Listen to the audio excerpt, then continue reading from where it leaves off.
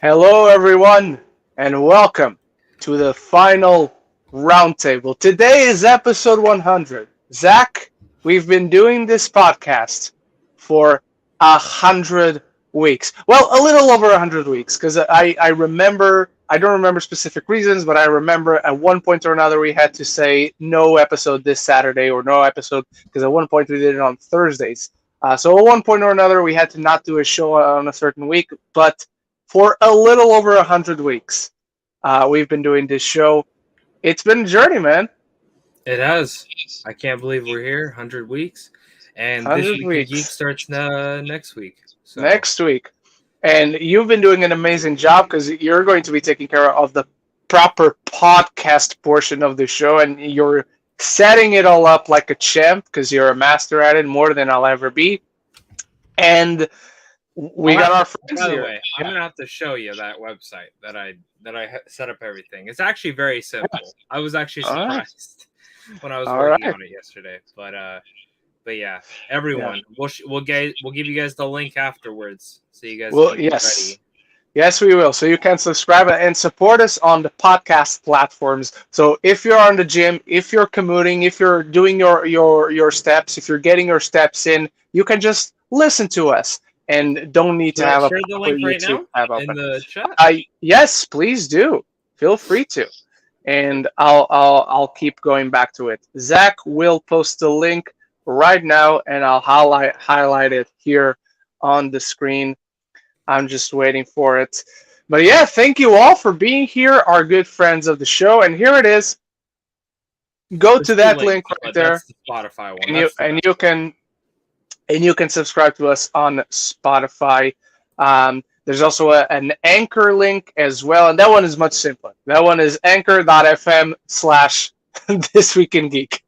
Super simple. But Zach, I haven't even asked the proper questions. How are you doing? How are you feeling about this final episode of It's our kind of crazy. podcast? It's been 100. It's been 100 episodes. I think that's what's Yeah. crazy to me. So, but we went through with it. You know what I mean? Like we were like, hey, we're gonna do a podcast. You know, some people start a podcast and it's like 5 episodes in, they're like, hey, I'm not gonna Yeah. do it anymore. But we did it. Yeah. Didn't matter what the fuck was going on, technical glitches and all. And you know, Yeah. it's the last episode. Who says we're not gonna have some fucking Wi-Fi go out today? We're not, because now I have a LAN cable connected. So, God forbid. I wasn't talking about you. I was talking about me. Okay. So let's hope. I just assumed you had that fixed, but we'll pray to the gods that we don't believe in, that nothing happens today. To either of us, for that matter. But I guess to let everyone know as well, it is an all ask me anything episode. So if there's a news topic you want us to talk about, start throwing it in now. Yes, we decided to have a more relaxed episode, just chatting with you guys, hanging out with you guys on this beautiful Saturday afternoon for me, or for anyone watching in Europe or in the UK, or good Saturday morning for you, Zach, and all you, our American friends. Please, watching us on the United States. Thank you for being here. But yeah, a ton of things dropped this week. This was actually a pretty good week for me, for reasons I'll be happy to share along the show, and other reasons I can't share quite yet. But yes, a ton of things dropped. So if you guys want us to talk about it, feel free to ask about it. We had a ton of trailers, a ton of posters, announcements. A new Moon Knight image just dropped like an hour ago or something. So there's a ton to talk about, and we can't wait to talk with you guys about it. So for the last episode, I need to do some house cleaning. And that is that you can ask us on the live chat, and we'll do our best to get to it. Remember the interrogation marks at the end, because it's easier for me to find it. Or if you want to actively support the channel, the show, drop your questions through the tip link or through the super chat, because it really helps us out. All right, before we do that, though, there is one tradition that we got to keep alive on the final episode, and that is our weekly rankings. So, Zach, do you want to kick us off? Yeah, why not? All righty. I will do it. All right, so coming in last place this week, it is a movie called Black Light. This stars Liam Neeson, and it's the most generic thing this man has ever done, and that's saying a lot because he's been in a lot of generic action thrillers. I would go as far as say this is probably I would rather watch the Taken sequels than this, and that's Oh saying wow. I really, the more and more I sit on this one, the more and more I don't like it. 2 is not horrible. Taken 2 No, is not three is horrible. terrible. Though. Yeah. Three is 3 is so. atrocious. Moving up next, we have. This is tough because a lot of these kind of fall in like the same category. So the next like 3 I would say are tied, but they're way above Blacklight. And the next one's Death on the Nile. I think this is better than Murder on the Orient Express. I didn't like Murder on the Orient Express at all. I like this one. It's just way too goddamn slow. It takes way too long to get to the murder. There was a point where I fell asleep in it, woke up, swore I missed who died, and then noticed, oh no one's died yet. Yeah. So that's an issue. It misses a little bit of murder mystery in this murder mystery. Exactly. Next is I Want You Back. Now, this is actually a romantic comedy on Prime Video this week. Really underrated, I think. Charlie Day, Jenny Slate. If you want a fun laugh, it's there. Next, I want to watch it. Next, I have Marry Me. This was exactly what you thought it would be. It just exactly. If that's your cup of tea or not. It's pretty much that. I don't have anything else to say to that one. Next, I have Book of Boba Fett. I forgot we had to rank that. I was not a fan. Well, I liked elements of this. Anything with Mando, I really, really liked in this episode. Mm-hmm. Everything else, almost annoyed. Everything with Cad Bane, let's just say that. I was not happy with that. I thought the episode was fine overall as a finale. Like, there was a lot of fun moments to be excited about in there. But as a construction and for the entire show, it was very uneven. Like, it makes me reflect on the entire show as a whole. So just give me Mandalorian season 3 at this point. Like, I really don't care about anything else. Well, Ahsoka and stuff doesn't count, but like anything with like Boba Fett, I mean, if he wants to be a side character, that's fine, and he probably will. Then whatever. Next we have Kimmy. Now, I know you have a very different opinion on this one. I went into this movie with like no expectations. I haven't liked the last 3 Soderbergh movies. I think the last you like Insane? I like that one, but he's done other ones before that. He's done like 3 HBO Max Logan movies. Lucky.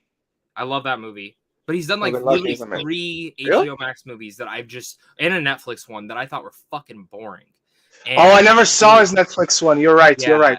So I've been very down on him because I loved Unsane. I loved Logan Lucky or Lucky Logan or whatever the fuck it's called. Logan Lucky. Okay.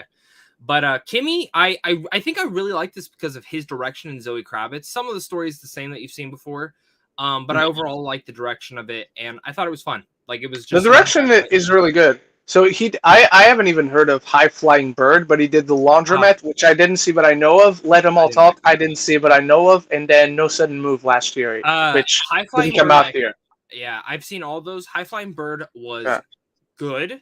I didn't love it though. That one is Netflix. That was one he shot on an iPhone 2, and that was actually really good. Nothing about how he shot was wrong, but that one you can tell was an iPhone. Like, that one you can tell it was an iPhone. So Insane, you can tell it was an iPhone. Yeah. but it does it in a way. That kind of movie, The story. Was Kimmy wasn't filmed with an iPhone though, right? I don't think so. It has moments where it feels like it was, you know, but I don't think it was. Yeah. Some of the sequences possibly could be. But yeah, so Kimmy would be next. Next up, Peacemaker. I keep loving this show. Seeing Peacemaker fight off the KKK and his dad was like everything. So good. And whoever did the subtitles. Yes, I remember sharing that. Oh my god, I can't believe this is how they're actually credited. We're all caught up. I have no idea what's going to happen in the next episode. They're not sending a screener out for that, so I will be staying. They did not. Because I will not. I have to. I gotta see what's happening. I mean, to me, it only comes out in the morning anyway, so I don't need to. I will say this: if you are fans of Peacemaker and you don't want to be spoiled, everything that I've heard is you have to watch this last episode the second it goes up. There is apparently something in here. Good luck to me. Yeah, that is insane. And I'm like, okay, all right, let's see it.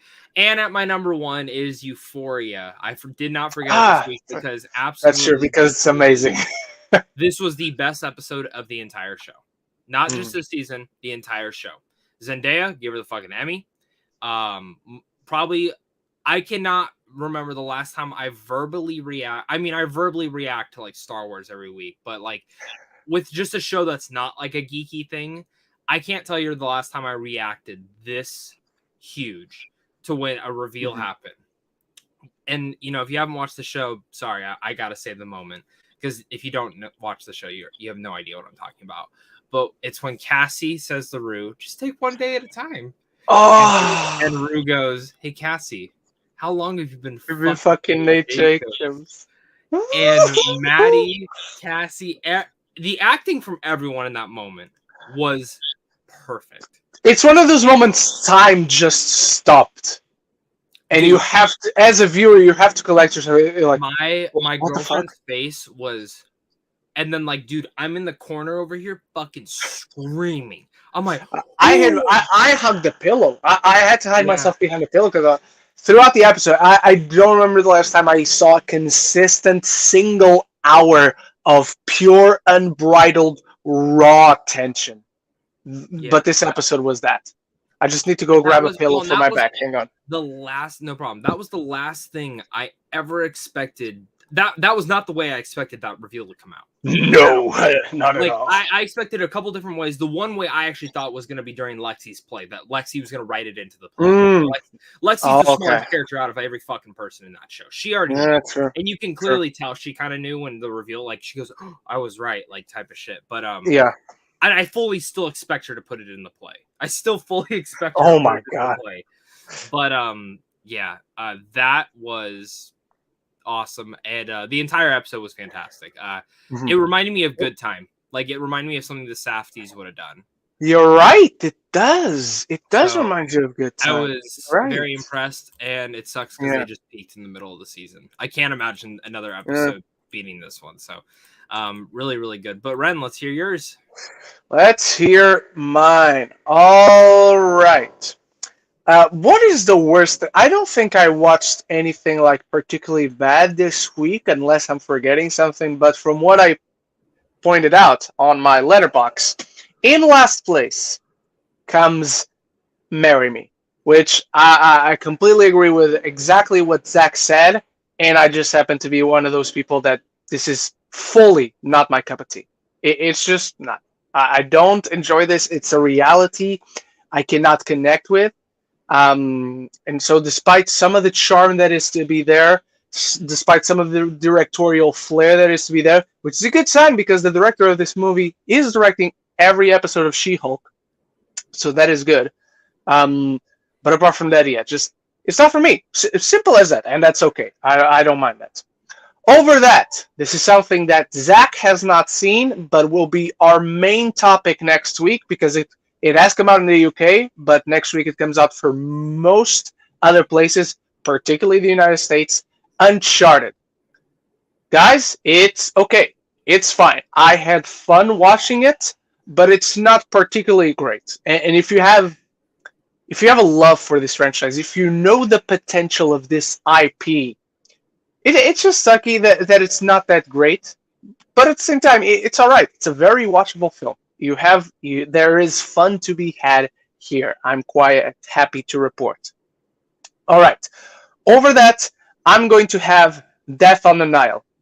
Exactly the contradictory thing that Zach said. Murder on the Orient Express is far superior. There's an entire hour of this film you're just thinking, this is a murder mystery movie. When are we getting to the murder mystery? And it takes 1 hour. The second hour of the film, awesome. As good.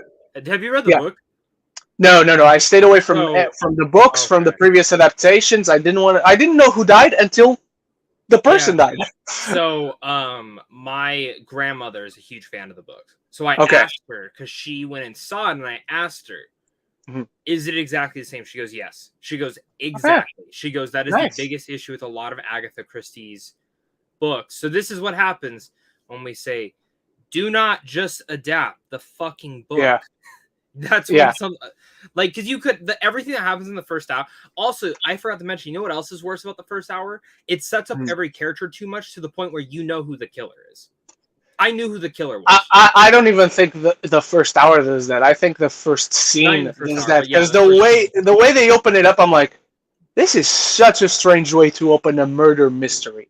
where you're letting me know way too much of these What do you think of dynamics. the dance sequence? Because I thought I was kind of uncomfortable. I don't know if At the beginning, the opening, I didn't know. it's sexy until you're constantly reminded of who is there. The thing that bothered me the most was when you have these kind of sultry, very hot seduction scenes because Gal Gadot and Armie Hammer are in their honeymoon, so they're literally in the honeymoon period. So they're like kissing each other and feeling each other's bodies, and he's biting her earlobe and her neck in a kind of seductive way. But because it's Armie Hammer, there's nothing seductive about it, and it just feels weird that he's biting her.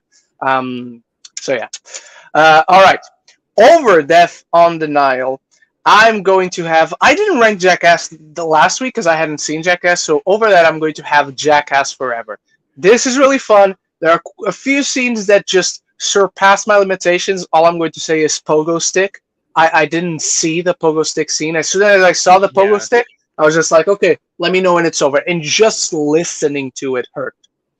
That's how bad it was for me. Pogo Stick there, I'm done. And then everything bad that I expected to happen happened, unfortunately. I wouldn't have that guy do anything after that. I would make that guy the leader of Jackass just because of that stunt, because there's no fucking way, dude. Over that, oh, hang on. Below Jackass, I forgot the Book of Boba Fett. A solid finale that ultimately just feels hollow because the bulk of the show just didn't set up its antagonists right. It didn't set up the conflict at the heart of the show between protagonist and antagonists right. And it feels cool. Boba Fett on a fucking Rancor? That's awesome. Boba and Mando flying around their jetpacks? That's awesome. Baby Yoda jumping and hugging men? Beautiful. But it's hollow. It's all like surface level. It's all momentarily elation. What do you think of Cad Bane? I didn't get to see a review yet, so I didn't know if how dare you? No, I'm kidding. So there's two moments with Cad Bane and Boba Fett, right? There's the first one where they're just talking, trying to negotiate. That scene, I kept asking, where's the history between these two? Because I feel nothing. Same. I sat there and I'm like, how are you not mentioning anything in the past? I was like does he not know them? Is that not canon anymore? That's what was going on in my mind.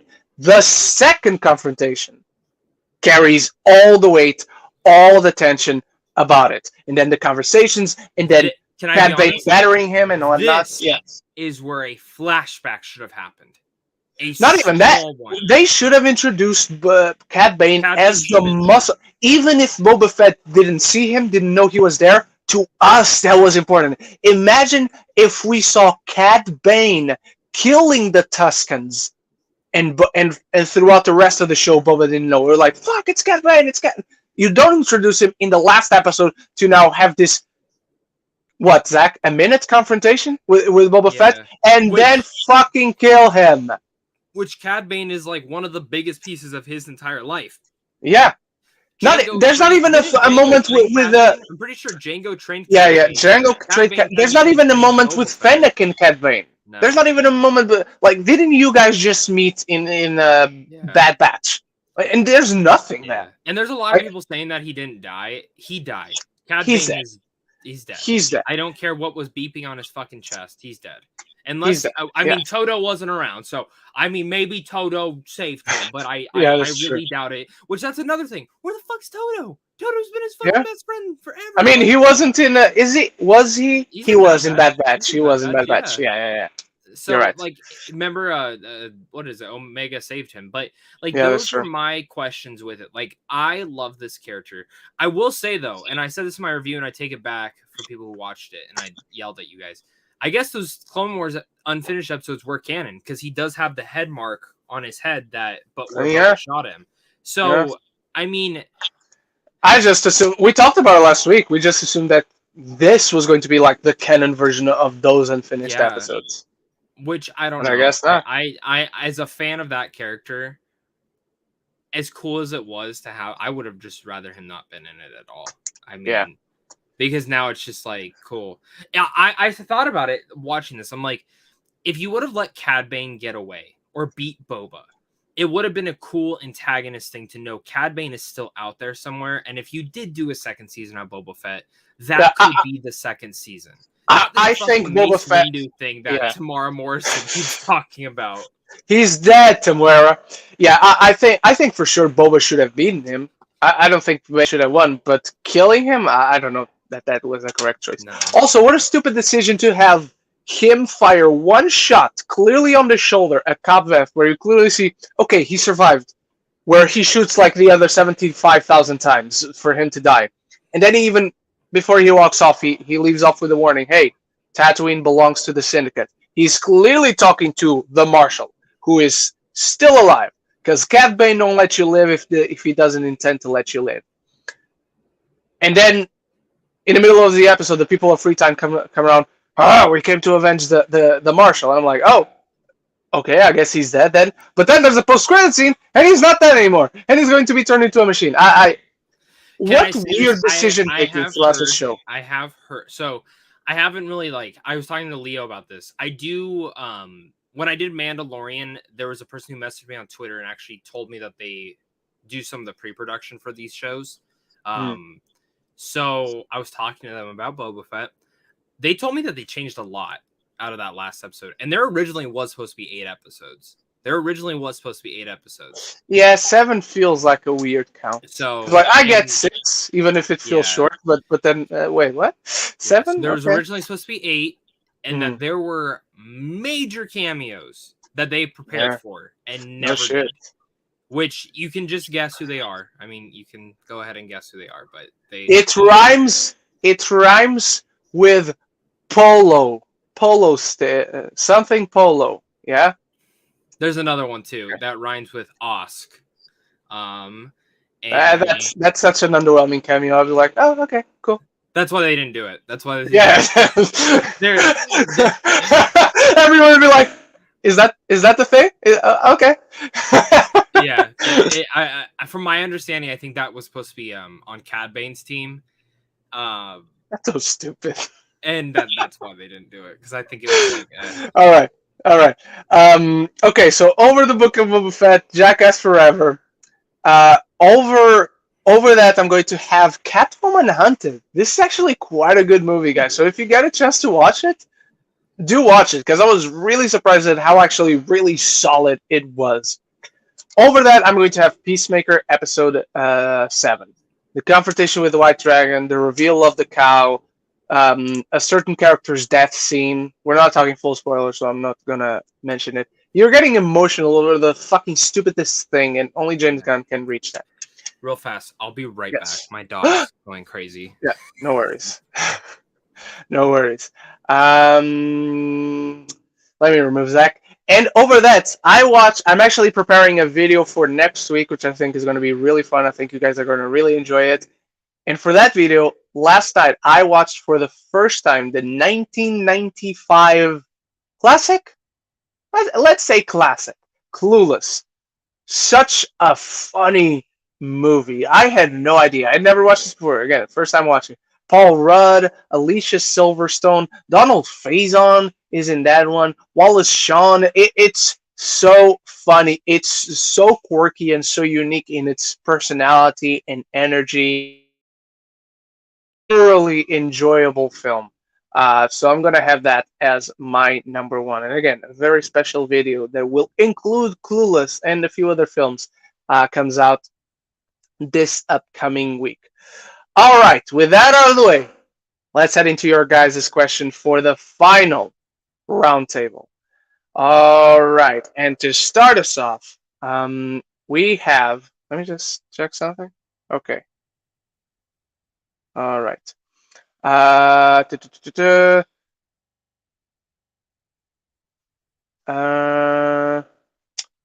The last one, Real James. It is the last one. It is the last one of this incarnation of the podcast, because we already got the future very much prepared. And you're going to be on that podcast too. Tony Movie Chappie, is this really the last Geeks at the Round Table? We won't see any more Geeks at the Round Tables this year or any other year. Maybe we'll do a 10-year reunion special or 20-year reunion special like they're doing with Harry Potter and Friends and whatnot. But this is the last Geeks at the Round Table podcast. but we already have another podcast prepared. Me and Zach are still going to be here every weekend, bar a few exceptions. On the weekend of my birthday, I might not be in the country even. I will be probably traveling to Scotland just to spend the weekend there. So there probably won't be a show then, but we still are going to have a show together. Don't you worry. All right, Nate Ankenbauer didn't watch much this week, but number one, The Town, so good. Number two, Risky Business, first time watch. I have seen Risky Business. I only saw it once, but it's really good. And number three, Hall Pass. Is that the Owen Wilson Jason Sudeikis one? I wasn't a big fan of that one, but I had heard also that it's terrible, and I didn't think it was terrible. It's all right. All right. The boys, we're in the end game now. Yes, we are. Gico EP, thank you for being here, brother. Um, Go moving on. Okay, so we got the links. Let me bring this one up again because it's a bit more complicated while we search for more questions. So you got this link to subscribe to our podcast feed that starts going up next week. And we also got the anchor.fm/this week in geek. Starting next week as well on the first episode, I will be adding these links to the video description as well. So you guys don't miss it every week.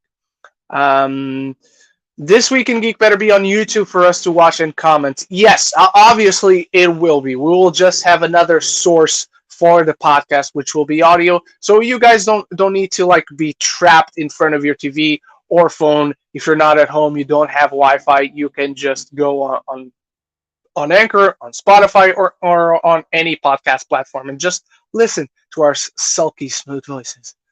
Never seen Scott. I haven't watched much this week, but ranking 3, Nobody. Have watched for the first time on HBO Max. Number 2, Resident Evil, Welcome to Raccoon City. And number 1, Halloween Kills. I think my order is almost the opposite. I will have Nobody at 1, and I think I'll have Halloween Kills over Resident Evil myself. But thank you for sharing, Dominici Scott.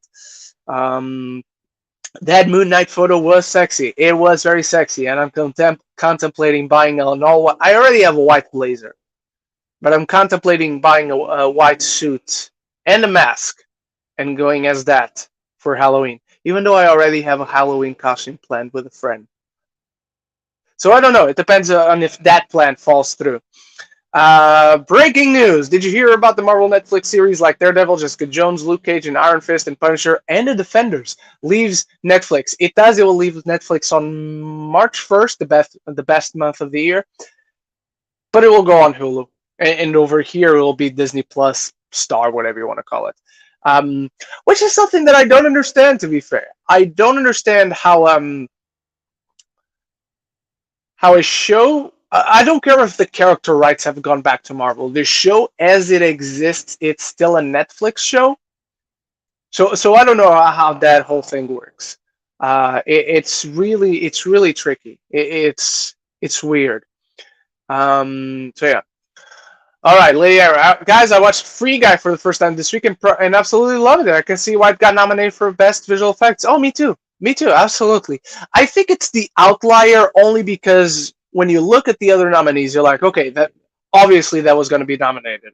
Dune, No Time to Die, Shang-Chi. Shang-Chi is a little bit of a... It would either be Shang-Chi or Eternals. I would have put Eternals before Free Guy as well, but that's just me. But Shang-Chi even makes sense. Spider-Man No Way Home, duh. Free Guy is one that absolutely has amazing visual effects. I just didn't expect it. So it was a really nice surprise to see it coming in there. Chaos, those nominations this week. Absolute chaos. I just remembered another snub, because one of the big snubs we've been talking about throughout the week, it has been Denis Villeneuve for Dune not getting a nomination. But another one for me is Riders of Justice not getting in as international feature. Now, I need to put a caveat on that complaint, on that snub, because I have not yet seen most of the international best feature nominees. I've seen Worst Person in the World. We talked about that.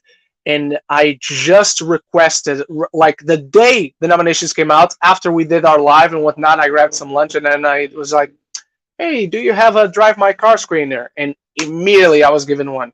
And then in the meantime, I found a contact for a Parallel Mother screener, and I got that.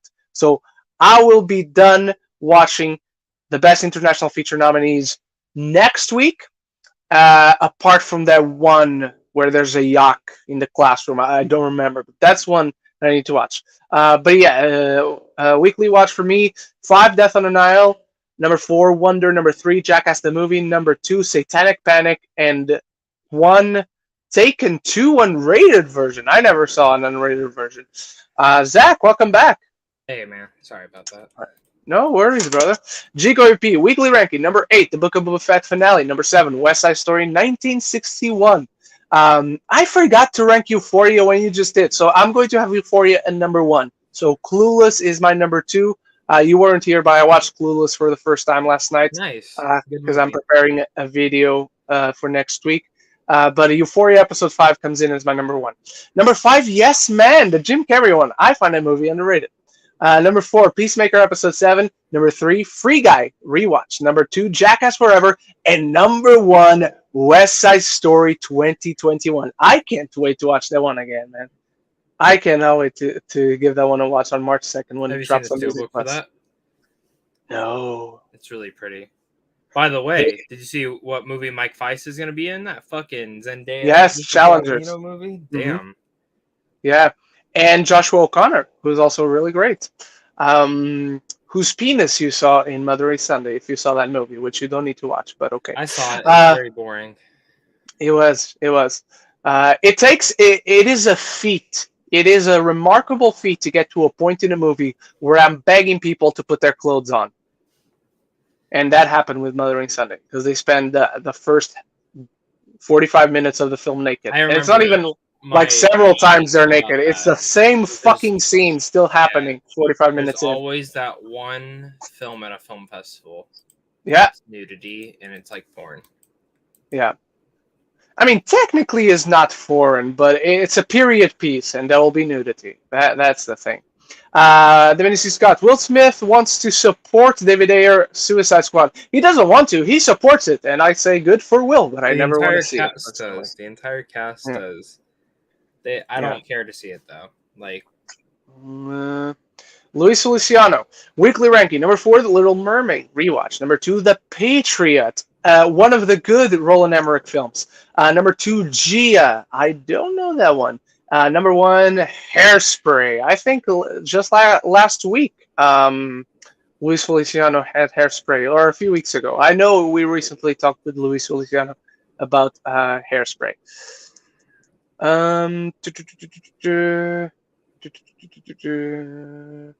Lady Aaron, speaking of Euphoria, did you guys see that 2 of the actors are actually dating in real life? The actor who plays it's Hunter Schafer and the new kid. Yeah, the new kid. Yeah, Dominic Fike, I think, is his real name. Yeah, that's it. Candid Cinema is here. Hey, Amanda, J-Lo and Owen Wilson were not pairing, but they were so charming at the same time. They're one of the few things that work for me, because the odd couple chemistry they have going on is really charming, and they made both of these characters likable. It wasn't like she was streaking him and she was just using him for a publicity stunt. Once she made a decision going forward, she actually wanted to hang out with him, spend the day with him, get to genuinely know him and what his life is like. Over things to spend time with him. Yes, exactly. So that's when I was like, okay, I'm in. I'm in on this shit. Like, this is good. Mm-hmm.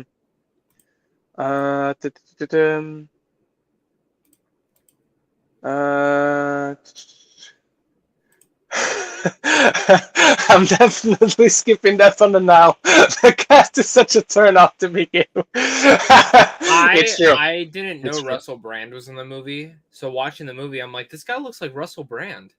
Who is that? And then the titles pop, and then the credits. Oh, it was Russell Brand. That's fucking fun. And I don't want to give too much away, but Annette Bening is giving 2 entirely different which just shows you how great of an actress she is, I might add. But she's giving 2 entirely different performances, where at certain points she's very heavy, like really good dramatic, like a true thespian in certain moments. And then on others, she like she flips a switch, Zach, and she's like full camp. Certain moments where she like fully turns and she's like, oh my god, and it's absolutely ridiculous, but the film is all the better for it. She's just having fun, man. It's absolutely ridiculous, and yes, I do really enjoy the film, but yes, that cast and Letitia's right southern accent is just. I don't know if that's a really good one or a really bad one, but there's no in between. Either it's fucking on point 100%, or it's just completely off the mark. Mm-hmm. I wouldn't know. Jacob P. Ren, did you crowd cheer when Gal Gadot mentioned the champagne line? No, because it was a press screening, but there were chuckles. There were like these cheeky laughs. Same. I will say though, that video that's going around the internet where people just fucking explode at that line, the subtitles, they're Portuguese. I can't quite discern if they're from Brazil or from actual Portugal, but they're Portuguese. So that's a Portuguese-speaking crowd, either way, on that video. Ken Cinema impatiently waits for Knives Out 2. That's my second, at the moment at least. If I'm being honest, as excited as I am for it, I just have this. I need a trailer. I'm not excited for it till I actually see it. I'm excited for it, but I'm not as excited as I can be. I'm nervous about it because this is technically Rian Johnson's first ever sequel, and the first movie was fucking awesome. I mean, he did Last Jedi, but he never did a Star Wars film before that. So. But he also clearly constructed this to be a franchise. This is like his franchise, yeah. So as of right now, at least, I fully trust it. I also need the trailer, but it's because we still don't have a trailer that, to me, it's my second most anticipated Netflix movie of the year. What's your number? The Gray Man? Yeah, it is The Gray Man. Everything I've heard. Guys, be excited for The Gray Man. Everything I've heard about this movie, it's the real deal. So yeah, like I asked my friend about because I know someone who saw it and he watched that teaser and he goes, that's like nothing. He goes but what it is really cool. But what it is really cool. Read the book though. He said the book is very different than the movie. It's like I don't want to read the book. I don't want to read the book. He said the book is very boring compared to the movie. Joe Fletcher, as a huge fan of Cad Bane, I am still holding out. I still haven't had time to like respond to you because Joe left a great long comment full like explaining all his thoughts on his disappointments, the things that he liked. A really thorough explanation of what he thought, just to engage in the conversation. So I still haven't had time to like properly respond to you, but thank you for that comment. I should say, Joe. Thank you for that comment on the review. I appreciate it, brother. So, as a huge fan of... I don't know why my voice cracked just there, but here we go. As a huge fan of Cad Bane, I'm still holding out hope that he is alive. I just don't know why Dave Filoni would introduce Cad just to kill him off. Also, never let Robert Rodriguez direct Star Wars. Let's start with that last part. That Robert Rodriguez came in, a guy I'm not a huge fan of, because he's very hit and miss for me.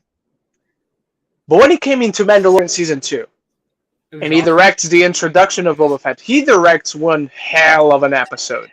Yeah. But then throughout this show, he directs 3 or 4 episodes. I can't remember how many, but all of them they were competently. In terms of direction, his episodes are competent at best. Because he doesn't take care of the writing. I mean, I know he has influence and I know he has a say, but properly, I don't think he wrote this show, or at least the story. He just wrote a screenplay for one episode or another, taken from the story that Dave Filoni and Jon Favreau outlined. Well, fun fact: Dave Filoni only wrote one episode. Really? I mean, when you say he only wrote one, we all know which one he wrote. But, I wish he would have wrote the finale with Favreau. I imagine Dave Filoni, who wrote the episode that he wrote, bringing in one of his Clone Wars babies And then he's sitting at home watching the finale, and they kill Ted Bane, and Dave Filoni's like, "Yo, what the fuck? That was not the plan, goddammit!" But yeah, Sure, it's realistically he probably knew about that. obviously, I'm kidding, but I like to imagine that he didn't, and he just watched the episode on Wednesday, and he's like, "Bruh, what the fuck?" Yeah. um, The show was written by Favreau, this guy Favreau. named Noah Clore, and then Dave Filoni wrote that one episode. Yeah, so Robert Rodriguez wasn't involved at all. Turns out, thankfully. Yeah, I don't get it, dude. I'm 50-50 with you, Joe. Can I be honest? I think there's stuff behind the scenes that happened on this show. You think so? Yeah. I mean, probably there's a few COVID issues. I'm sure. I wouldn't think be it's shocked. COVID. I don't think it's COVID. I'm sure there's some things that are COVID because this I'm sure was some entirely shot. Yeah, I'm not saying everything. I guarantee there's issues with the show that gave us the quality of it due to Lucasfilm. There's something, man. I'm being serious. Like when I say, and I don't know anything, but like just hearing everything that happened with the Rogue Squadron, like a couple months before they were about to go into fucking production, axed. Then that fucking Children of Bone series, axed. Fucking Indy, tons of problems. The fact that Mandalorian season 3 took forever to come out or finally get shooting. Obi-Wan, where the fuck is Andor? Andor's been done for a fucking almost a year now on filming. What is going on at Lucasfilm? I don't know. But look, I'm 50-50 with you, Joe, because there's a part of me because the use of Cad Bane was so disappointing. I'm like, I hope he's alive just so they can use him better in the future. But at the same time, how many times are you going to kill characters in Star Wars and then what? Turns out they're not dead. They survive. You can't do that here. Because at this point, it feels like every character in Star Wars has two lives. Not any more than two lives, sure. They at least don't have any more than that. But at this point, it feels like you're going to be counting how many times the characters died to see. If it's the first time, that means they're not really dead. But on the second one, turns out they really died. Okay. I don't know. It's frustrating. So either way they go, I'm going to feel frustrated for different reasons. So at this point, for me, as far as I'm concerned, there's no way they can win. It's damned if they do, damned if they don't. Gico AP, well, since it's in the description, I forgot I had put it in the description. You guys want to discuss Oscar nominations? Yes. For the most part, so some really nice fitting nominees. There are some really weird outliers. I would have put Emilia Jones easily over Olivia Colman.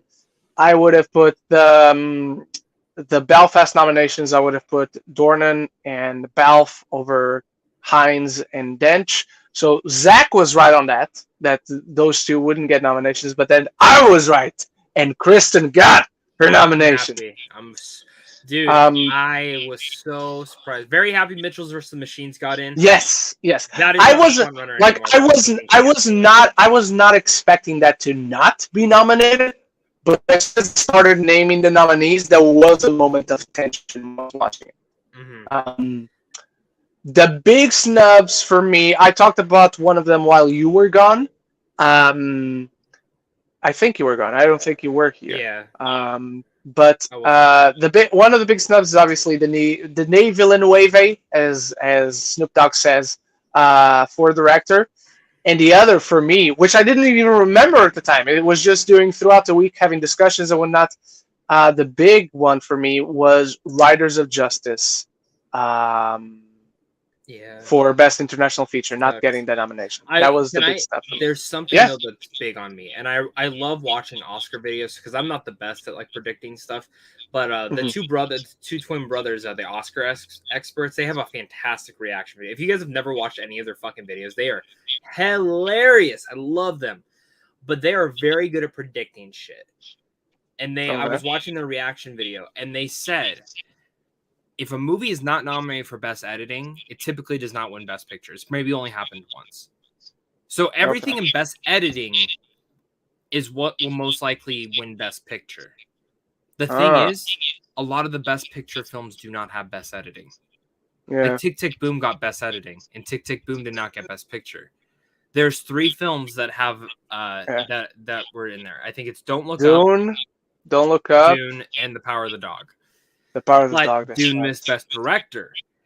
So right now, technically, The Power of the Dog is the front runner for everything. Because Dune missing Best Director is as atrocious as Don't Look Up getting Best Editing. Yeah. Yep. Yeah, all right. Luis Luciano, hey Ren, will the new podcast also be on YouTube? Yes, it will also be on YouTube. Nope, we're not doing it anymore. We're just nope. Alrighty. I'm still very mad about Lady Gaga getting snubbed for Best Actress. And fuck Jared Leto. Yes, fuck Jared Leto.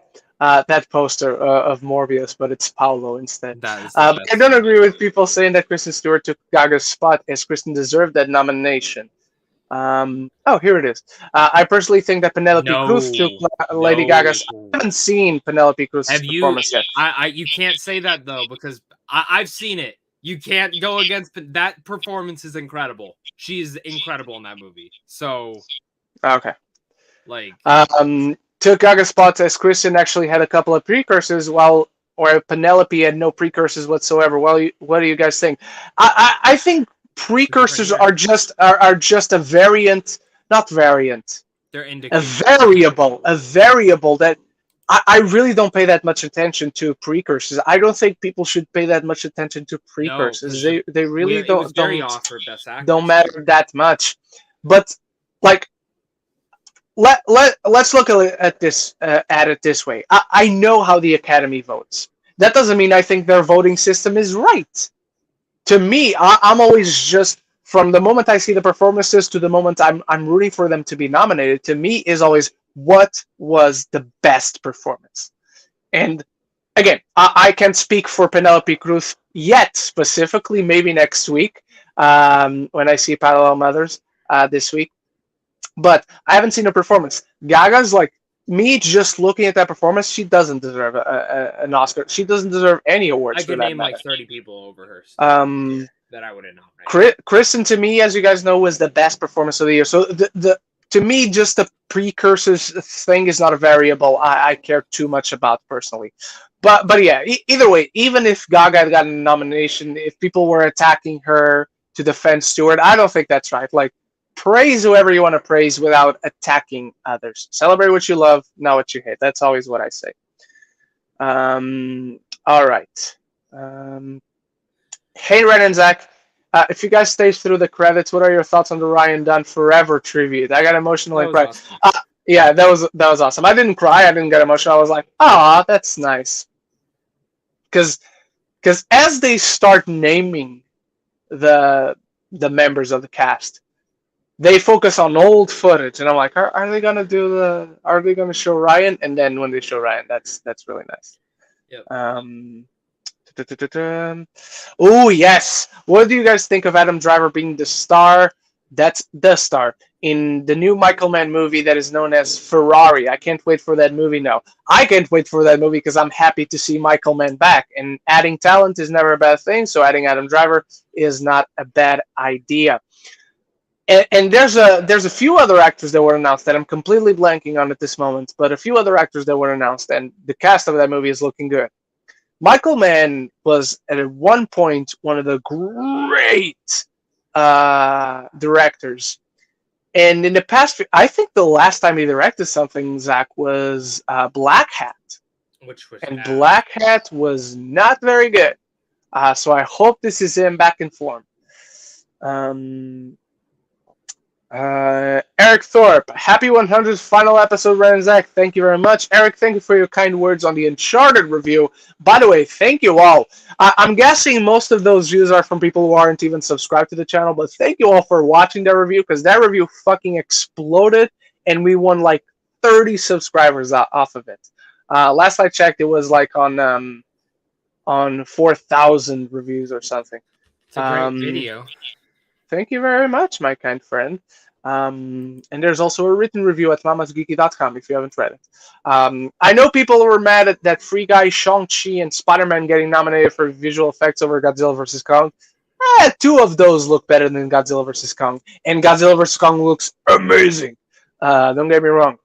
And while I would have nominated GVK 2 over maybe Shang-Chi because Shang-Chi did have iffy CGI and green screen in some moments, but I'm not surprised it didn't get in because it was early in the year and people likely forgot about it. That's true. I think Shang-Chi looks better than King Kong overall, visual effects wise. I would have, and not to say that Free Guy doesn't look great, it does. I would have nominated GVK over Free Guy. What about you, Zach? So I love the visual effects stuff. So I listened to a podcast like 2 years ago on how visual effects, like how they pretty much do a lot of these other categories like makeup and hairstyling, how they do the marketing for them. Mm-hmm. A lot of the time, the people who are involved with this do an entire presentation to the VFX Oscar like portion of the people, and a lot of time it comes down to that presentation. Like Joker, the reason Joker got a makeup one was because of that presentation, and same with the visual effects. So that's most likely why these got, is because they most likely had a better presentation. And from my understanding, I don't think a single Warner Brothers film got nominated for visual effects. A lot of people were predicting Matrix Resurrections was going to get in there, and it didn't. So I have a feeling Warner Brothers probably fumbled the ball on these and most likely just put all their money in their baskets into Dune and King Richard. So I guess, Dune was the only one that got visual effects. Yeah, Dune got visual effects. So that's I guarantee that's why. Where Disney was just like, take all the money. Yeah. Do you know Soups? I think he is a really great creator on both TikTok and YouTube. Zach, you go first. I'm not talking about this.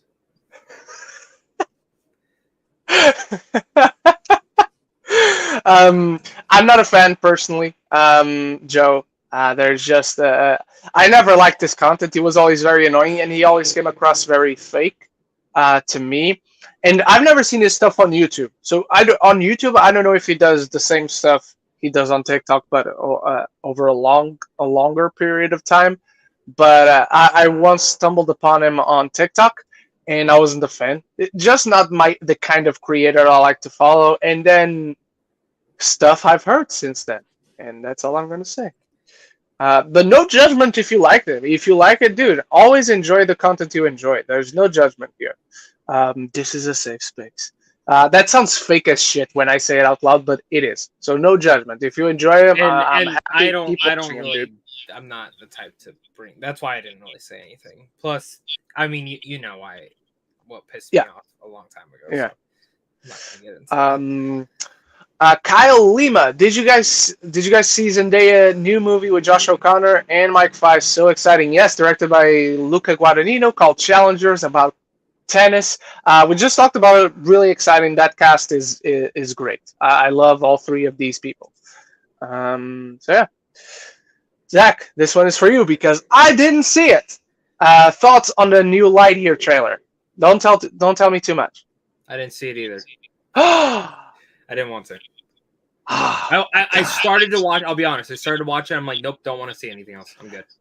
I asked because for some reason in my mind I was like, I saw his trailer. Not that I didn't see your trailer reaction because I wouldn't want to see the trailer, but I in my head for some reason I saw that he put up a trailer reaction. But apparently you did. I did Jurassic World's trailer reaction. Yes, that one you did.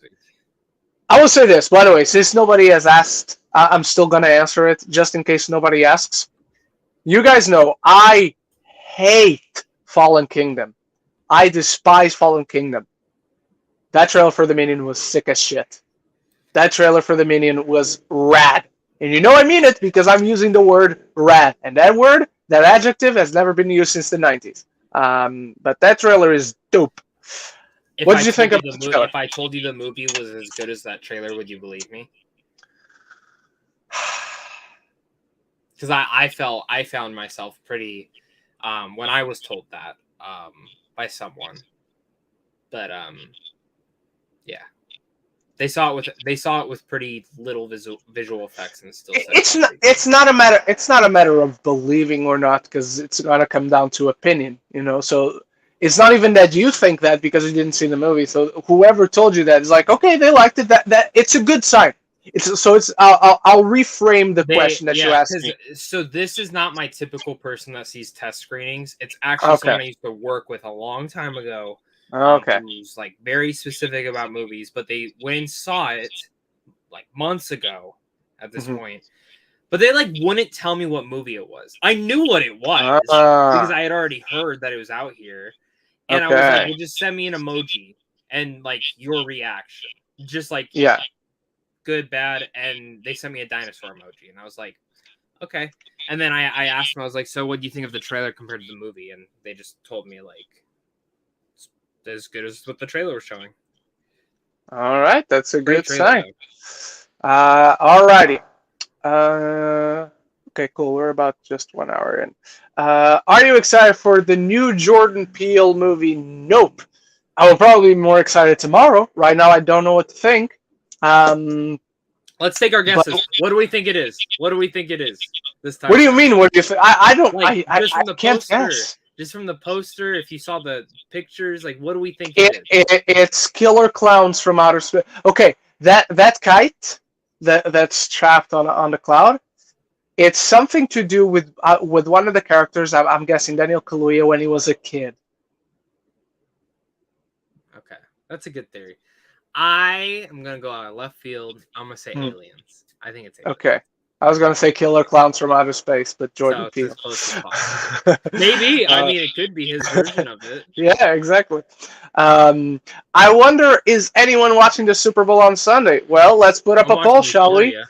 Are you watching the Super Bowl on Sunday? I just put up a poll, so feel free to vote. I'm not, because I can't get into American football because I don't have an option. But yeah, I bet a lot of people are. Did you guys hear that Simu Liu from Shang-Chi is either in talks of joining or is officially joining Ryan Gosling and Margot Robbie in that Barbie movie by Greta Gerwig? Yes, from what I read, he is signed on. If you follow him on Instagram, he's been posting a few stories, and you recently see that he's dyed his hair blonde. And now it makes sense. He's probably going to be Asian Ken or something, because that's something stupid the Barbie. I'm very curious on this movie, man. Why is this Me too, dude. anticipated of next year at this point? Oh, dude, because it's going to be a sexy movie. It's going to be a sexy, sexy film. That's what it's going to be. Oh, God, please. A Barbie movie rated R? Fuck yes.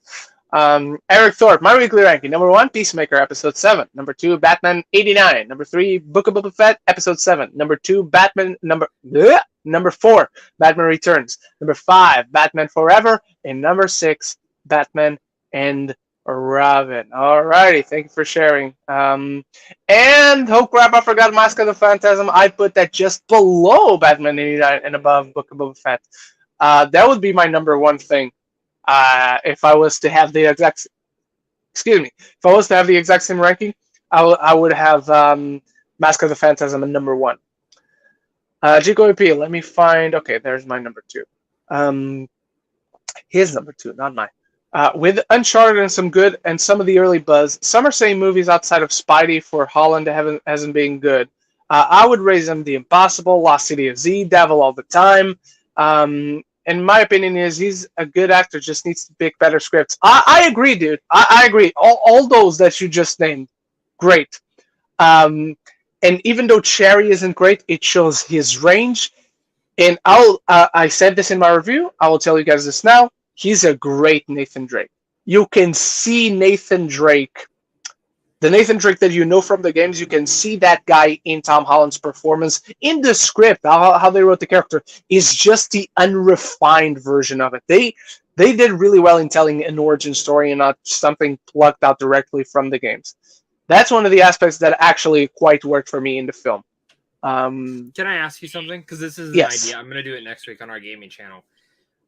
Just by story, rank all the games with the movie in it. Just story-based. Story-based only. No fucking action set piece, stuff like that. Just story.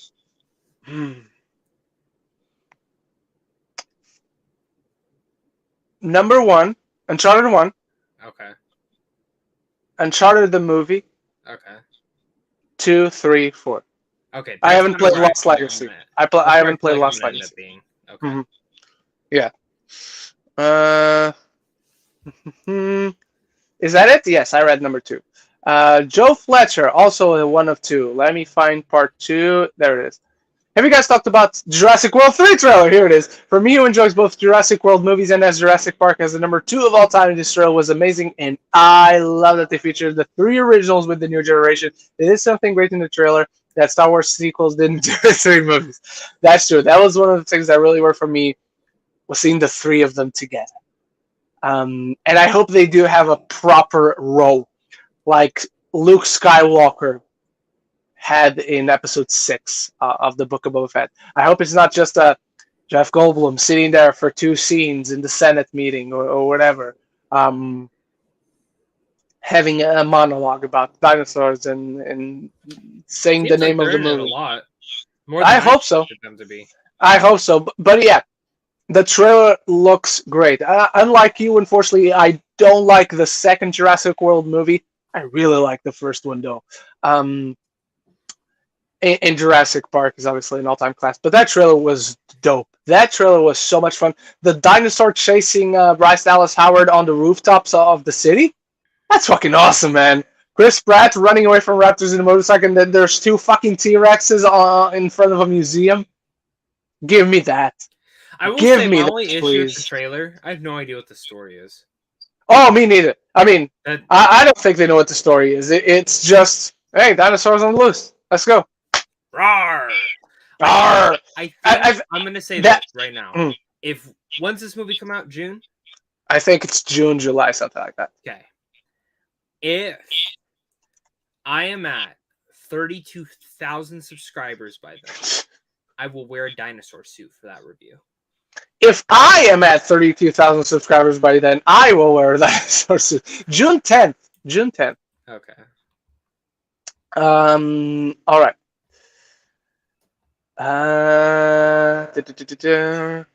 Okay, we did Joe's 2 of 2. What are your thoughts on the Adam Project, Ryan Reynolds, Zoe Saldana, and the secret 13 going on 30 sequel with Mark Ruffalo and Jennifer Garner? Actually looks pretty good. I really enjoyed that trailer. And I only watched it because a friend of ours who has seen the entire film told me that you're good to watch the trailer. Doesn't show too much, because I saw the trailer was 3 minutes. I was going to say 30 minutes. It's not 30 minutes. It's 3 minutes. I'm like, can I watch this? Does it show too much? And thankfully, it doesn't. But I like that trailer, and time travel is my shit. You guys know that. Zach, what did you think? So I actually, some of my family actually knows someone that worked on the movie. So I've kind of been pretty excited for this movie for a bit, for hearing some things from them. But I am out of my mind, fucking excited to see this movie now. Now I was not just because of the reactions, because I know Tessa saw it, which I was like, oh sweet, like, and she was very high on it, and a couple other people were that I saw had seen it. Before I'd even watch, because I didn't read any reactions before watching the trailer. When I watched the trailer, that's when I was like, I'm fucking sold. This movie looks awesome. And I think just goes, Sean Levy is a very underrated director. It makes me mad that we Uncharted. That's why I was about to say, him or Travis Knight, man. Like, Yeah, either one, but Sean Levy. I was just talking to someone. You're probably going to know who I'm talking to, because next week, guys, we're going to talk Uncharted and video game adaptations in general. What it does good, what it does bad, how does it improve on adapting video games. That's going to be the bulk of the show next week of the first episode, and we're probably going to have a guest. It's not like set in stone, but I was talking with this Tom other. Don't lie. It's Tom Holland. It is. It's going to be sitting right here because he's here in London. But I was talking to a mutual friend of ours who also loves the Uncharted games, and he's going to watch it on Monday. And so I invited him on to talk with us. I actually have no idea who you're talking about. Oh, yes. That person. So it's not set in stone, but I just said, hey, me and Zach are going to talk about it next week. Right now, that person will have the unpopular opinion and think it's like one of the best things in the world. That you person, think so? do you know what his favorite video game adaptation is? No, I'm I'm so afraid of speaking this into the world, but is it Assassin's Creed? Yeah. Yeah, it is. Unless it's changed, but the last time I talked to him, it was that, and I was like, "What? I hated that fucking movie." Assassin's Creed is ass cancer. Um, so yeah, but nevertheless, I'm excited to have that person on the pod. And yeah, you're excited for the Adam project, correct? Because yeah, Very much so. Very much so. my back itches. Jico EP. Oh yeah, since I watched Yes Man and Free Guy this week, do you think Ryan Reynolds is generation's Jim Carrey? Very different. I don't know. There I is don't no Jim think Carrey so. for this generation, in my No, opinion. but it could be a parallel. Like Free Guy was a modern day, I guess, Truman Show, or another stab at that premise, sort of. I can see what GKOP means, but I don't think so. But who would be though, if there is one? I don't know if there is one at the moment right now. I don't think we have a Jim Carrey, a new per se Jim Carrey. Um, so yeah, I don't think he is. I don't think so, personally. Eric Thorpe, if he were this generation's Jim Carrey, should indeed be playing Riddler in the back. Paul Dano!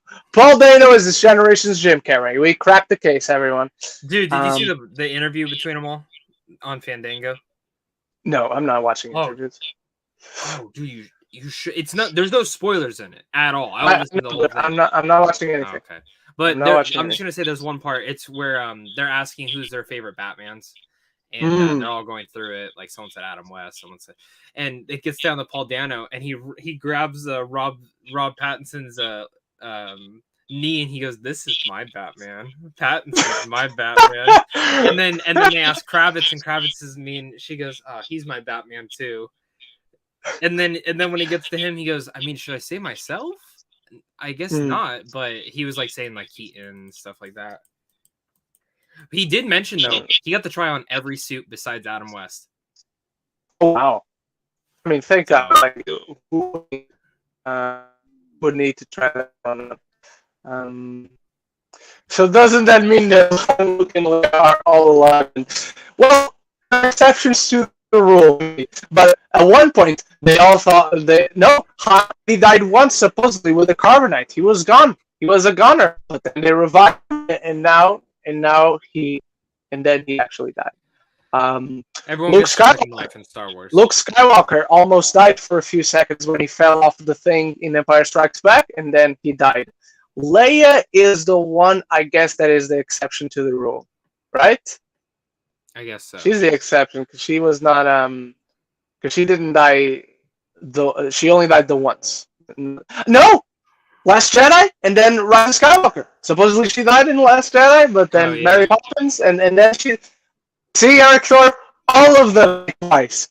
We're finding the pattern. We're finding your secrets.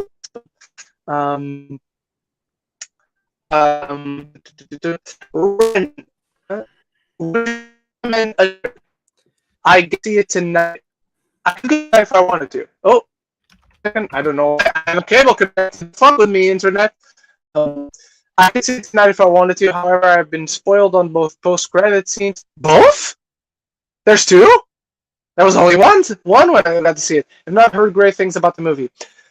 Look, if you have something else going on, if you're like have conflicting plans, and you're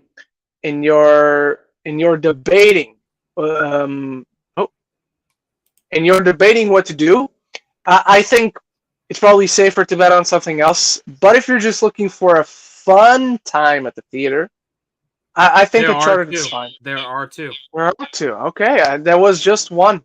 Because one comes immediately after the title card, while the other comes slightly later. All in, you're looking at an extra 7 to 8 minutes. Huh? I only saw the one. I only saw the one that you guessed. No, they're both. The cell block one is counted as one. But that's technically the ending. That's technically the ending, not the post-credit scene. So turns out, yes, I've seen all of them. Um, um, I want to ask you, do you think yeah, the movie does good? Do you think we get a sequel, or is I this think bad? so. I think it does good. Did your audience like it? We were all like, so the consensus overall, for us was 2.5 stars or 2 stars. It wasn't like too horrible, but it was just like below average or just there on the I line. think You I'm know? really interested in seeing the audience reaction to this movie. Yeah, I think most people are going to like it. Like quite a few of the comments on my review have been like, "Oh, I enjoyed it." I Like think they're going. nobody's like, "Holy shit, it's amazing," but Can most I people be are like, honest? "I enjoyed I it." think Yeah, from my point, I think I'm gonna like it. I think I'm gonna love Tom Holland, and I think you he's already know great. who I'm gonna fucking hate. You're That's gonna my favorite fucking character. That's you're my gonna favorite fucking character. you're gonna fucking hate him, but for the reasons I told you, not the reasons you were expecting to hate him. Because I wrote this in my review that I wrote for Tessa, but it's almost like they still slightly wrote him as Drake, but it's an old assholey version Who of wrote Drake. this movie? One of the writers was Rafe Judkins, who is the showrunner for The Wheel of Time, and then the other two guys I don't know, but one of them wrote Transformers: The Last Night, and the other one wrote also There something is that is not very good. one, There are three. two, 3, 4, 5, 6. Technically, 6 people that worked on this fucking movie. Yes, but only count the screenwriters, the one that wrote the proper Okay. screenplay. Because if you go for video game and then story and then that add a few previous drafts, that doesn't count. Only count. I really the hope proper Ruben screenplay. Fleischer doesn't do the Jack and Daxter movie though. Have someone else do that shit. I hope he doesn't. I hope they do get a sequel and then go back to, hey, Sean Levy, do you wanna come over here? Yeah, like you wanna do this? Yeah. I wonder if they'll do Elena in the next one. Maybe like because by the next game, they could do the first game. Yeah. By the way, I should say, so let me tell you how the film starts. Okay. The film starts really quick with the crates flying off out of the plane sequence, and then you flash back to when Nate was a kid, and you have the scene in the orphanage with him it's and literally Sam. doing Uncharted, like Uncharted 2, how it starts with you climbing Yeah. the train and then it. Yeah. But the only set piece that it doesn't have is the one with the train from which is from insane the second game. that they Yeah, didn't it's do nuts. that because it's like It's one of nuts. the main. It's like honestly the most iconic one, I think. Yeah. And so you start with that because he's waking up and whatnot, and like, oh shit, blah blah, and there's some things happen, and then cut to a flashback where he's with Sam in the orphanage, and you're like, and it says 15 years earlier, and then you're like, okay, let's assume Nate is the same age as Tom Holland, who is 25. So let's assume Nate is 25, and they flash back to 15 years earlier, which means Nate should be 10. And there's this kid playing Nate, and the kid acting-wise does a good job. And you're like, this kid is not fucking 10 years old. This kid is not fucking 10 years old on any planet. And it's like a 16, maybe It's 15, 16-year-old kid. How is the action, like, overall? Do you think I'll like it? I'm really picky with action. It's fine. If you're talking about like the big set pieces, they're fine. They look a little bit flat, but they're fine because the cinematographer is the guy that did Old Boy and Last Night in Soho. That gets a little bit lost in this. The original. It looks. The games look more cinematic than this film, which is a problem. But that's not his fault. What I noticed about Ruben Fleischer is that he's such a competent director. His movies are never ass. His movies are never terrible. But he directs what is on that page of the script, and that's it. With no flair, with no distinguished personality, nothing. Like you can't tell. Like even if Ruben Fleischer was a name as well known as Steven Spielberg, not saying he's as good as Steven Spielberg, if his name was as well known, you still couldn't discern any distinguished style from him. Like if you show this to any hardcore movie fans who knows who Ruben Fleischer is, without them knowing who's directing something, you're like, I don't know who directed this. Oh, it's Ruben Fleischer? I mean, there's nothing indicating that. And that's what I've noticed, is that if you notice, if the script is god-awful, that movie's not great. But if the script's good, the movie that's always the thing. You can't do a good movie from a bad script, but you can do a bad movie from a good script. As look, Joe. Point is, I think it's fine. I think the film is all right. If you're looking for a fun adventure, it's all right. It's a good 2 hours. It's a good enough 2 hours. And honestly, the two Just don't end expect credit greatness. scenes, Joe, if you've been spoiled on them, I'll tell you right now, one of them was in the fucking trailer. So I Yeah, already fucking guessed that months ago. and you didn't see the whole thing.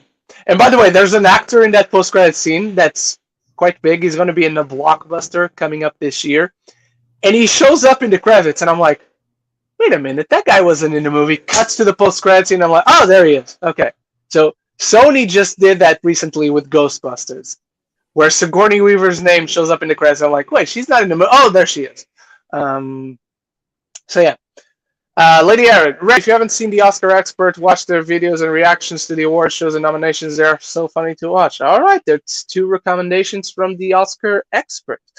Um, what else? Ren and Zach, how would you rank all 6 or however many you've played Uncharted? There's 6? For me, I'd go Uncharted 2, Uncharted 4. There's a PSP version, the portable. Oh, I never played a It's not PSP. good. It's not good. But yeah, to me, it's 4, 3, 2, 1. They literally got better as they went along, and I still haven't played Lost Legacy, but I've heard Lost Legacy is good, Lost so hopefully Legacy soon. is great. If you guys like Chloe, and if you guys like the Chloe-Nate relationship, the origin of that in this film, I quite liked. Whenever there was the 2 of them, I love that banter. I think they're great. And the girl Sophia Ali, who plays Chloe, she's great. And I don't know if she is still in the chat, but she looks like a brunette version of Amanda. So yeah, I was like, that's Amanda. Holy shit! And she was the girl from Truth or Dare that has to walk on the rooftop to live while she's drunk. And I'm like, because I kept recognizing her, and I'm like, holy shit, that's her. Like, that was really fun. Joe, I would nominate Emma Stone as Cruella over Lady Gaga. 1,000,000%, 1,000,000,000%, Joe. That's a good shout. Hey, Ren and Zach, the James Bond franchise are not movies we get every year. Why do the Oscars treat them like superhero movies and not give them that much nominations? I don't think it's fair to say they treat them like superhero movies, but it comes down to that thing, to the presentations, to the matter of opinion, marketing. I think there's still a little bit of bias against the Bond movies, not as much as there are towards the superhero movies, which I still get mad because superhero is not a genre. If anything, it's a subgenre, but even that I don't think it is. But the Bond movies at their core are action thrillers, spy thrillers. They're still genre films. Yeah. So remember when they wanted to do the most popular film as an award? Yes, so such bullshit. I'll be honest with you. I wouldn't be shocked if in the next 10 years we see, and I know they already got backlash on popular, but I wouldn't be surprised if we, they already do best animated feature. Wouldn't be surprised if they do best comic book film of the year. I'm telling you right now, I really wouldn't be surprised if they did that. But then it alienates like James Bond things. Why can't James Bond be a part of that? It just goes back to, because honestly, I would have nominated No Time to Die in Best Picture. That was one of the best films I saw last year. Me too. My top 10 movies of the year, those are the ones that I would have nominated for Best The Green Picture. Knight should have gotten love. Fucking a bunch of these. That one would have just missed out on mine. Mine would have been No Time to Die.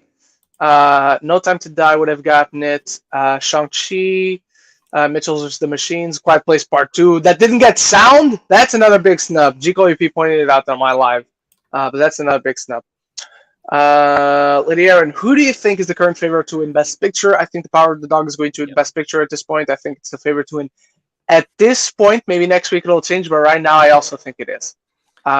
With Belfast and West Side Story really close behind, but right now I think The Power of the Dog too. Which of these movies would you like to see a direct sequel to? Alien Covenant, The Predator, or Terminator Dark Fate?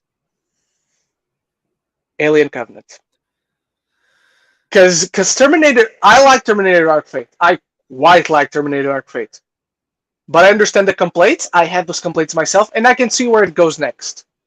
Predator is the weakest one, and I think what comes next is exciting. But because I didn't like this last one too what comes much, next was supposed to be Arnold.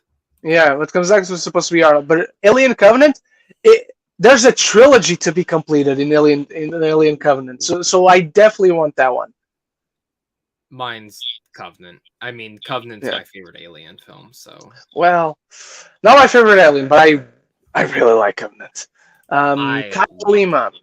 What is your guys' thoughts on the Barbie movie casting? Oh, we talked about it. I didn't know America Ferrara was cast in it, but we talked about it. Sounds really fun, and I'm a big fan of I just want to know the story. That's all I'm kind of at now. Well, it's little girls that bought the Barbie and they come to life. Is that?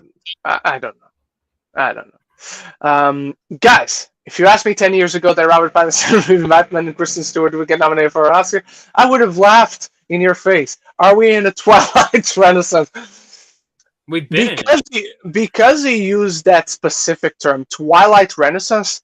I hope not, but I hope we see every single person that was in Twilight get to a higher place in their career. Dude, you want to hear something? Mm-hmm. So my manager's all in the comic book movies, and once he always asks me like, "Hey, if tickets go on sale, can you just let me know?" So I messaged him yesterday, or the day the Batman tickets went on sale. I said, "Hey, they're on sale." He messages me back, I don't want to see it. Okay. And I went, "The fuck do you not want to see that shit?" And he goes, "It just doesn't look good to me. It looks terrible. Plus, Robert Pattinson as Batman. No, I'm good." Yeah. And we're working from home. I about fucking choked him. I was like, film subjective, Zach. Film subjective, Zach. Film is subjective, Zach. I'm so fucking tired of that. My friend is the same way. Now he's into it. He's like, I think Pattinson looks awesome. I just still don't see. I just see Twilight. I'm like, watch his other fucking movies. He's in one fucking movie. That is it. You can't judge it off one movie. Unless that was all he'd done, Yeah.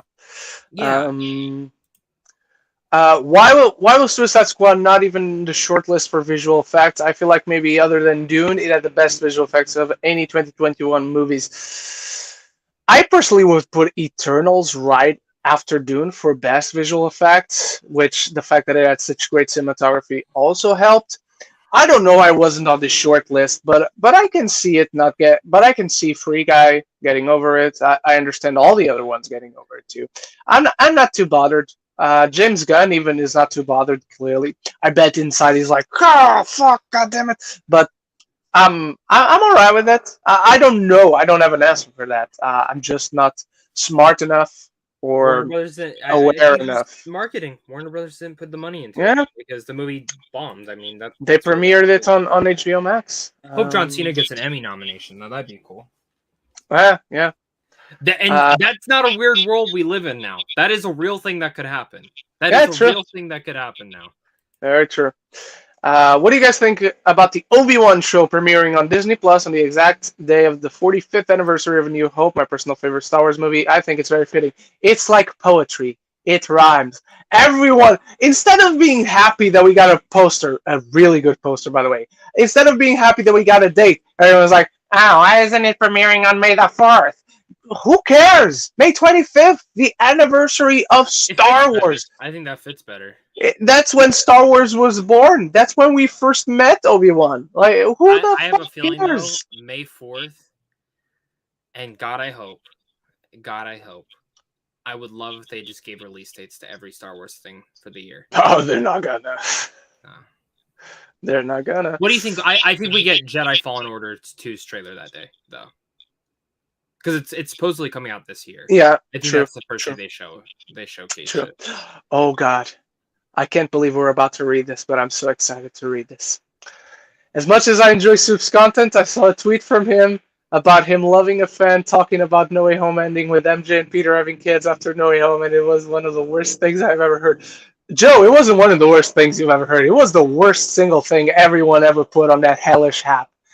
That was the cringiest inducing thing I have ever read in my life. I'm just, thank God, none of us, and I include myself, at least for now, because I'm growing as a writer. I include myself in that list. Thank God none of us are writing movies, because holy fucking shit, that's bad.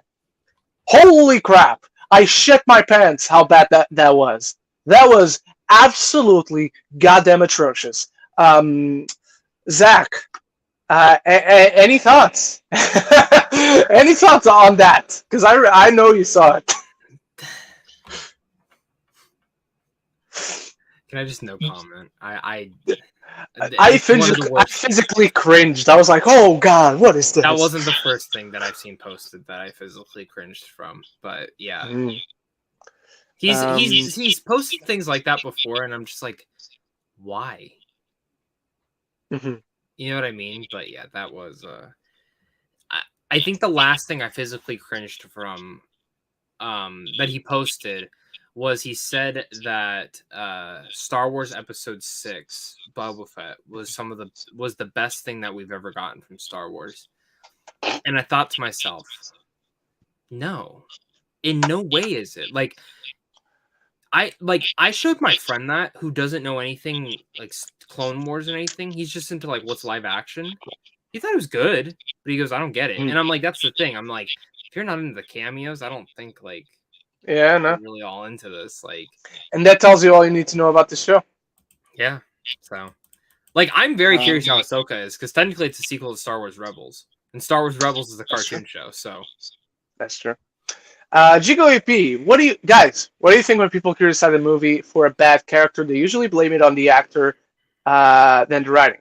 In your Uncharted review, you criticize how Sully was portrayed. Yeah, so you repeated that to let me know it was 2 of 2. I got you, Jigo EP. But you seem to pin it on the writing over Wahlberg. It's true, because I think the character that was written, Mark Wahlberg plays that character well. But that character's not Sully. But people are lucky on blaming Academy nominated actor. Yeah, he's a good actor. Patriots Day, so good. The Fighter, so good. Blame it on him. It happened with Andrew Garfield with Amazing Spider-Man movies and Brie Larson with Captain Marvel. Thoughts? It's true. I don't know how my voice cracked again there, but it's true. People are, most people at least, are likely gonna blame it on him. And it's natural. Like, him announced as Sully was never a popular casting choice, you know? That was never gonna win. He would have been great as Drake back in the day. That's yes. When he was announced, and it was supposed to be. And you can see a little bit of Drake in him, which is kind of the issue, because Drake and Sully are two very different characters. Like, Sully is not Nathan. Which is why the report movie, because he's played all the games. Oh, nice. And he didn't know a movie was coming out, and I was like, yeah, like Mark Wahlberg's playing Sully. He goes, why the fuck did they cast him? Like, that's exactly his reaction. Yeah. I was like, I don't know. And then he goes, who's playing Nathan? And I said Tom Holland. He goes, who? Oh, okay. And then I'm like, Spider-Man. He goes, oh. He goes, isn't he like 18? I was like, no, he's like 25, but okay. All right, but yeah, I fully expect people. It's already happening. Like, in my review, it's already happening, and even some people despise Tom Holland. Like, I had a guy saying, "Oh, you have a child and a not so old guy," and I'm like, he's not a child. He's 25. So, okay. But yeah, it's already happening. I'm not surprised, and it's unfair, but it's going to happen. But maybe over time, people, and if we get a sequel, it keeps being in the conversation. People will look back and Wahlberg and start realizing Wahlberg is not bad. It's just the writing, and maybe hopefully the sequel, it's going to be weird. The sequel, if they fix Sully for the sequel, it's going to also be weird because you have this complete contrast. Because it's like, okay, now it's a completely different character from the first movie. But it will be better long run if they do get the franchise they expect to get. What are some movie musical soundtracks that you listen to on constant repeat? From here, I've listened to La La Land soundtrack and the Annette soundtrack so much. How we answered this last week. I thought so too. I mean, most Disney ones, just this week I restarted listening because it had been a while. I listened to a ton of the Tarzan soundtrack. La La Land is always there. Greatest Showman. What else, Zach? Tick Tick Boom has been on my list. Tick Tick Boom, 3090. 3090 is always. There are quite a few songs on Tick Tick Boom that I skip. Therapy, I listen to like every day. I despise that song. I despise the moment in the movie, and I despise the song. Fantastic song. You're crazy. Awful. I used to listen to what's the song? What's that movie? It was not a great movie, but Tom Cruise is in it. Rock of Ages. Oh, Rock of Ages is so good. I love Rock of. It's exactly my type of shit, you know. And by the way, I thought about Jico RP. I thought about talking about this last week, but I didn't remember Jico RP wasn't here last week. Jico RP, you asked like 2 weeks ago when we talked about Pam and Tommy if I was a big Motley Crue fan. I said I wasn't, but then I didn't realize Home Sweet Home was from Motley Crue. So when John Cena started playing it, I was like, oh shit, that's Home Sweet Home. And then I saw James Gunn tweeting about it. It was like, Motley Crue's Home Sweet Home. And I'm like, that's Motley Crue? What the fuck? And so, yeah. I like that one. Yeah, with those big, giant sausage fingers. Dude, so, yeah, those are few. God, Peacemaker is the biggest fucking surprise. It is. I can't. I know. Speaking of surprises, are you watching The After Party on Apple? Is that the podcast? No. I have every episode. I just have not started it. You don't have every episode. They did not send you the finale like Peacemaker. You only have 7. Okay. Because I remember I watched the whole thing because they sent me all the episodes. I'm like, this is really fucking good. And I'm like, okay, episode 7. Where? Okay. Where's episode 8? Then knowing that, then I might wait. I might wait till it's done. Because I don't know anything about that show. I want to watch it because from the trailer. It's so funny. It's right up my alley. Isn't it? So funny. My friend told me, he goes, if you love Game Night, you're gonna love this shit. Oh, it's better than Game Night. But yeah, it's a good comparison. Game Night's my favorite comedy for this like the last 5 years. So I'll take Nice Guys over that. Oh, I don't count The Nice Guys as a straight comedy though. Oh, I do. Oh, I don't. What are some of your favorite actors and actresses of the Golden Age? I think we also answered this one, but Humphrey Bogart, Audrey Hepburn, Cary Grant, Jimmy Stewart, Katharine Hepburn, Grace Kelly, Judy Garland. Those are a few of the ones for me. Movies and Trade Studios final episode, yes, of Geeks at the Roundtable. Next week we start our new episode. We're going to be on Spotify. We're going to be on Anchor. We're going to be here on YouTube. So it's the end of an era. The next week a new one starts. I have these huge calluses in my hand because today was bicep and back day. And I guess, Ren, I think we should kind of like let them know what This Week in Geek is in a sense. Like it's a more like it's a different type of show that's more. What's the word? Relaxed and focused in. Like, yes, instead of just 2 hours, it's most likely going to be more of an hour and a half of us talking a main topic and then taking your questions. And that's what it is. If you want us to talk news, if you have that's where that is. But it's a more refined and focused version of Geeks at the Round Table. It's kind of Geeks at the Round Table 2.0, I guess, in a sense, is like the easiest way to describe it. It's us two again. But instead of talking movie news, we get to have fun talking. And then I think we will still do the ranking, right? The weekly ranking? We will do the ranking, but now we have time to dive a bit deeper into it if we want to. Like, if you have a take that I completely disagree with, I'll be like, wait, what do you mean it's that low? And vice versa. And the other thing is like for the Ask Me Anything portion, a big part of this is also, if you do want to get your question in, throw a super chat. $1 or a tip link is better. So tip link is available, but super chat available. Tip link is more encouraged. If you do throw a question in, we can look at that question and give it more time than trying to get through every single question. So exactly, that's what This Week in Geek is. It's a more refined version of Geeks of the Round Table. So it's like Round Table's like the medieval age. I would say we're going to the next stage. Sense. Like it's kind of like the 70s. I think our logo even kind of looks like that time. So exactly. But that's what's exciting about it. So It's a We better had a version jump. of this show. We That's had what a I would say. jump. Here we are. So we covered Chico APs. Joe Fletcher. Ren, if you want to watch the Super Bowl, it is on BBC One. Oh, I didn't know that over here in the UK at 11:30 p.m. I am not watching it as the only sport I love is football. Well, number one, thank you for letting me know that, Joe, Breaking because... rumor. Breaking Ooh, rumor.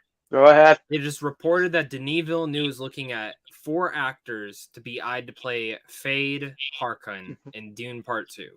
These 4 Harkonnen. actors are Harkonnen. Barry Keoghan, Okay. Robert Pattinson, Harry Styles, and Ooh. Tom Holland. I love, adore Tom Holland. I don't know how much of a fit for that is. I don't know how I don't Barry know or if I Robert put are him mine. as a bad guy. Barry or Robert.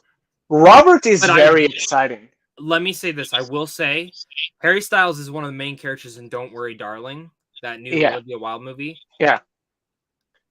I have heard he's fucking amazing in that film. So again, I can't say anything. But I haven't seen it, so I can't. Neither can you. So I don't know. Yeah. I'm going off of what I've heard. Yeah. But that is if I see that movie and I'm like, holy shit, he is absolutely fantastic. Maybe after that I'll be like, yeah, do him it is as a Warner Brothers movie, so it's possible yeah. Denis has seen a version of it. That's true. Yeah, absolutely. Absolutely. So, but I really want Barry.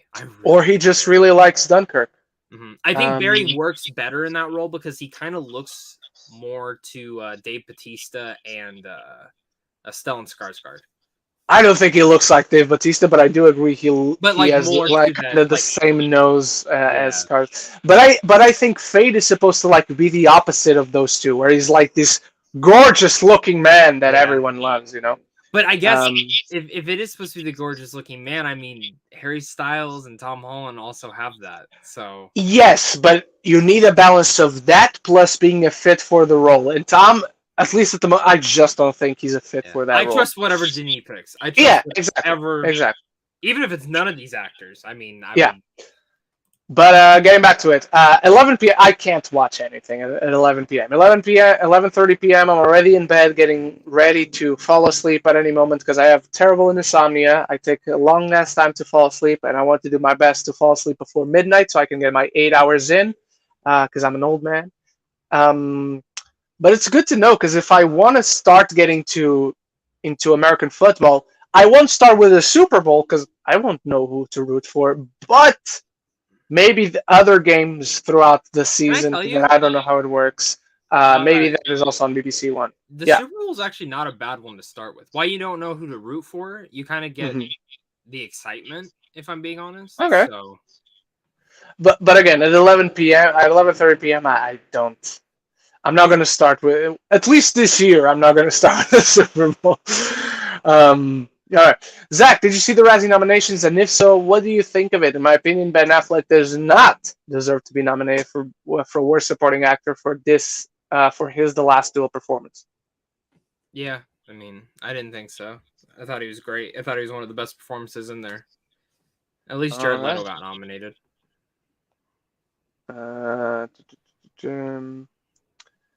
I've been replaying all of the Uncharted games since the new year started, about halfway through 4, so now I'll probably finish. So I'll probably finish that, but not GA or Lost Legacy before the new movie. I don't know what GA is. I assume it's the PSP one, but I don't know. Oh, Golden Abyss, yes. Golden Abyss, okay.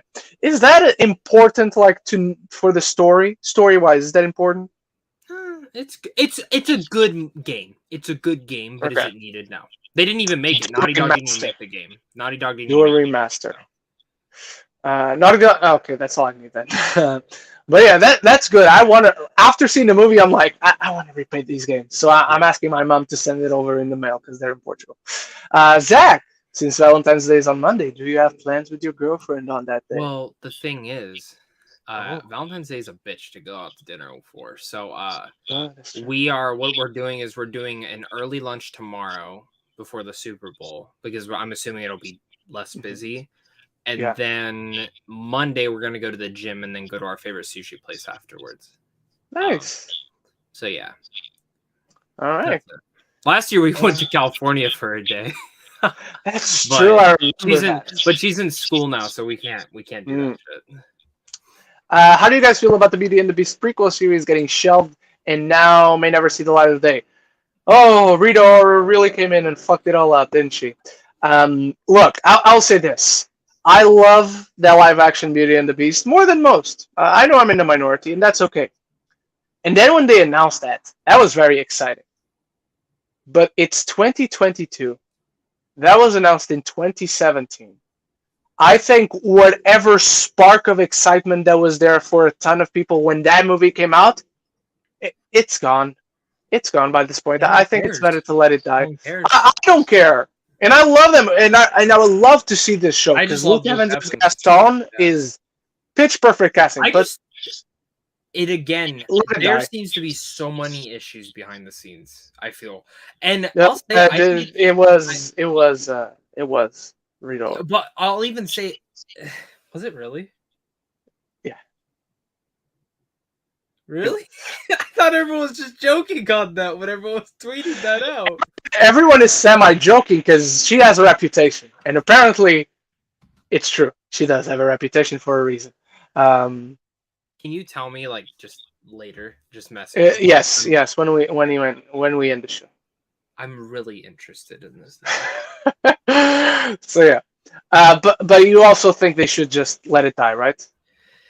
I mean, I'd be lying if I didn't want to see more of Luke Evans. Yes, if it comes out, I'll see it. I just don't think it's wise to do it. I was also never going to review it, so it was more of a I'm going to watch it week to week. Yeah, but I agree with you. I also wasn't going to review it, but I don't think that's like that says anything about the quality or what I think the quality of the show would be. It's just not a show I think makes for interesting conversations. More of a, oh, did you like it? No? Okay.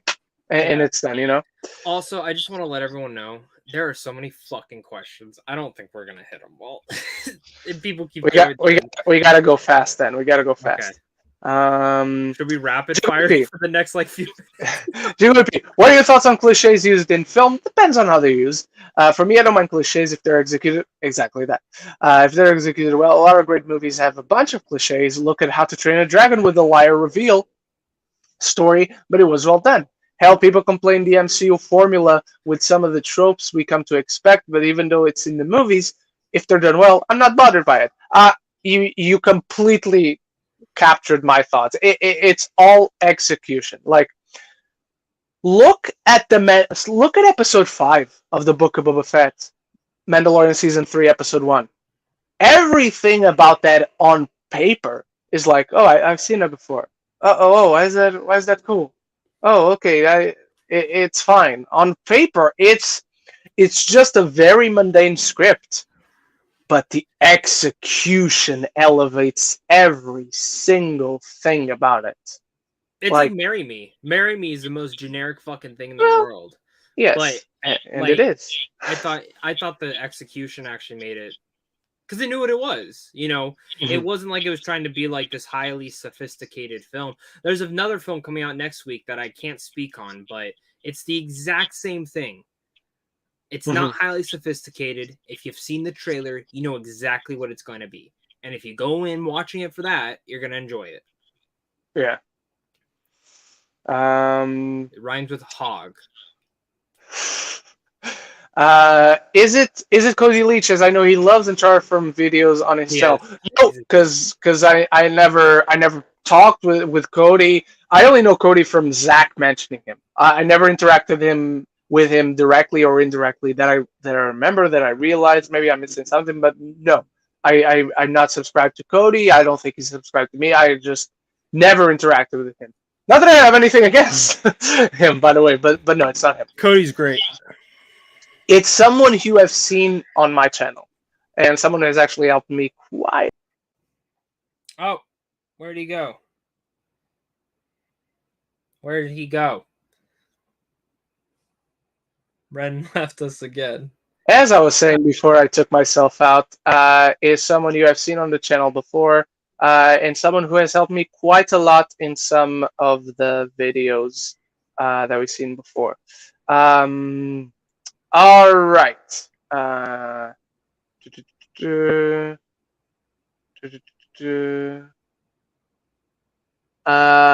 we have what are questions? Um, hey Ren and Zach, Jurassic World Dominion is finally living up to the name Jurassic World. Even though I love Jurassic World and Fallen Kingdom, those were in the park and a house, one of three. If Rexy blew her baby and the Mosasaurus dies, I'm losing my shit.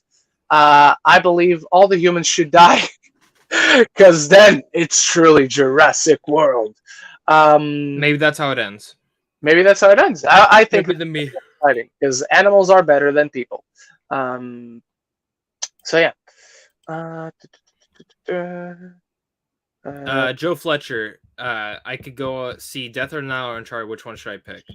I prefer Death on the Nile. I prefer Death on the Nile. Oh Jesus! I was expecting the opposite. Okay. No, I think like I have more interest in Uncharted because I play the games, but solely as a movie, I think Death on the Nile is slightly better.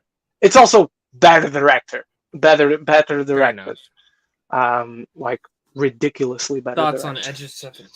Thoughts on Edge of 17 for me is top 20 movies of all time and the most underrated movie of all time.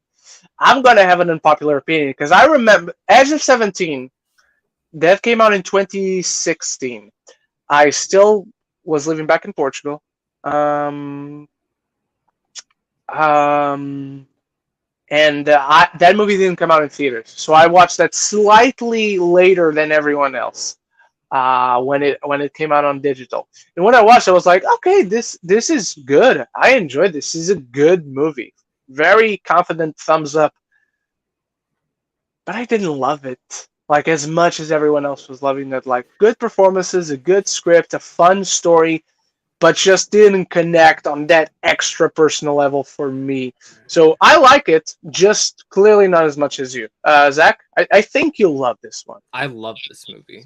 Mhm. Love this movie. This movie is like a 10 out of 10 for me. So I love it. I love it. I love it. I love it. I have 4 sets of tickets for Uncharted and 4 sets of tickets for Batman. There you go, brother. And cinemas just reopened in Canada, so you gotta celebrate. There you go. Go at it. I haven't seen any of the Best Picture nominated movies this year. What would you guys recommend that I should watch first? Dune. It's Dune. Zach, do you disagree? No. Dune, Belfast, or King Richard, I would say. Yeah. West Side Story, just wait a little bit longer till it's on Disney Plus. Guys, who do you want to host the Oscars for the third act? Tommy, Andrew. And Andrew, yeah. Or James McAvoy as Patricia, James McAvoy as Hedwig, and James McAvoy as what's the name of the guy? It's not Barry. I mean, there is a Barry. The guy with the OCD that has to have everything clean and on point and very symmetric. What's his name, guys? Come on, help me out. Keep an eye on the chat. I'll look it up. Yeah, look it up. Movie Fan Weekly Ranking: number 1, Scream 2022. Number 2, The 355. Number 3, Blacklight. We haven't gotten that one yet. Dennis. Thank you. We don't have a date for Blacklight, which sucks. Number 4, Escape Room 2. Number 5, Oscars 2022. They haven't even happened yet, and he's already ranking it. Thank you for sharing, Movie Fan. Can Steven Spielberg do Uncharted 2? Dude, if he did, he won't. Sadly, he won't. But if he did, that would probably be like the widest gap in quality between first movie and sequel that we've ever seen. Obviously, the script will also be an important component. Not Tom Holland, but I could see him easily saying we're recasting Sully. I don't. I don't see that at all whatsoever. Not at all. Not possible.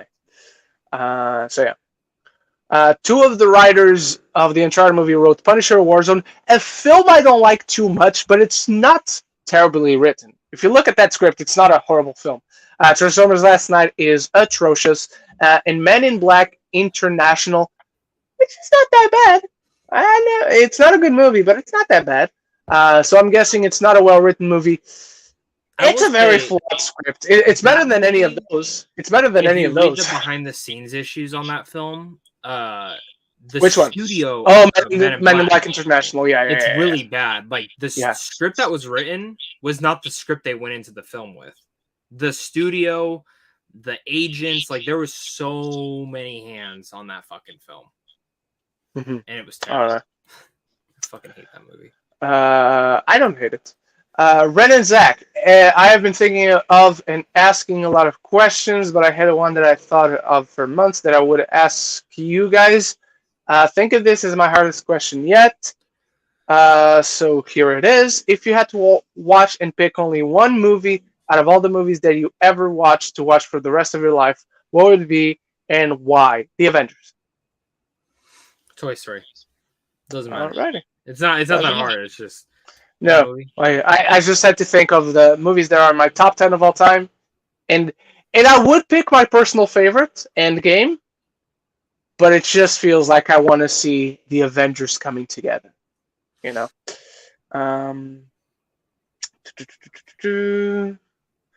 Yeah, I knew this movie was in trouble from the moment Ruben Fleischer was the director. Not even that, from the moment that Ruben Fleischer was like their 7th choice for the director. Aside from the first Zombieland, his movies range from average to awful. I'm looking at you, Venom and Gangster Squad. And even then, the first Zombieland, it doesn't stand out because of the direction. It's all the writing. It's all the performances. It's all the gory action and violence. But it's not the direction. I don't remember anything about the direction of that movie. So yeah.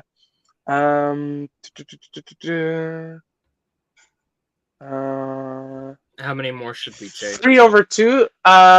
We still up until the 2-hour mark. So if we keep going, 3 over 2, Ren, 100%. I feel like 3, despite arguably having some of the most stunning visuals as some of the most disjointed stories of the main 4 games. 3, I don't agree. I think 3 has very uninteresting villains, and that's the thing for me.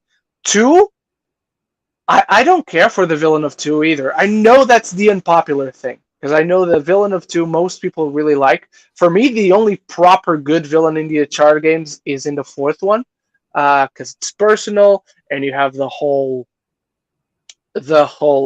brother thing going on, which is a big element that motivates Drake in the movie as well.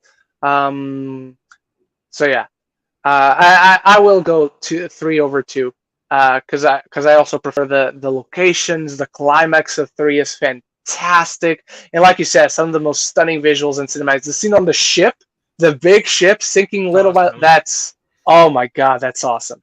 So yeah, there's nothing like that in the movie, but it's pretty cool.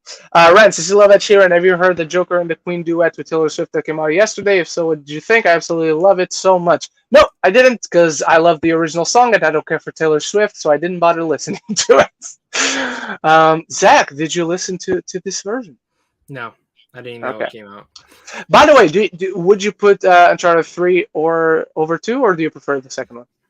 I like 3 more than 2. All right, there you go. Virtual high five.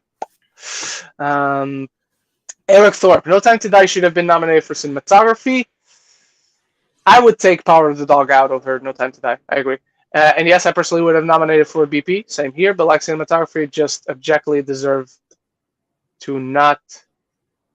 It just objectively deserved to not just my opinion. It's all subjective. There's no objectivity to it.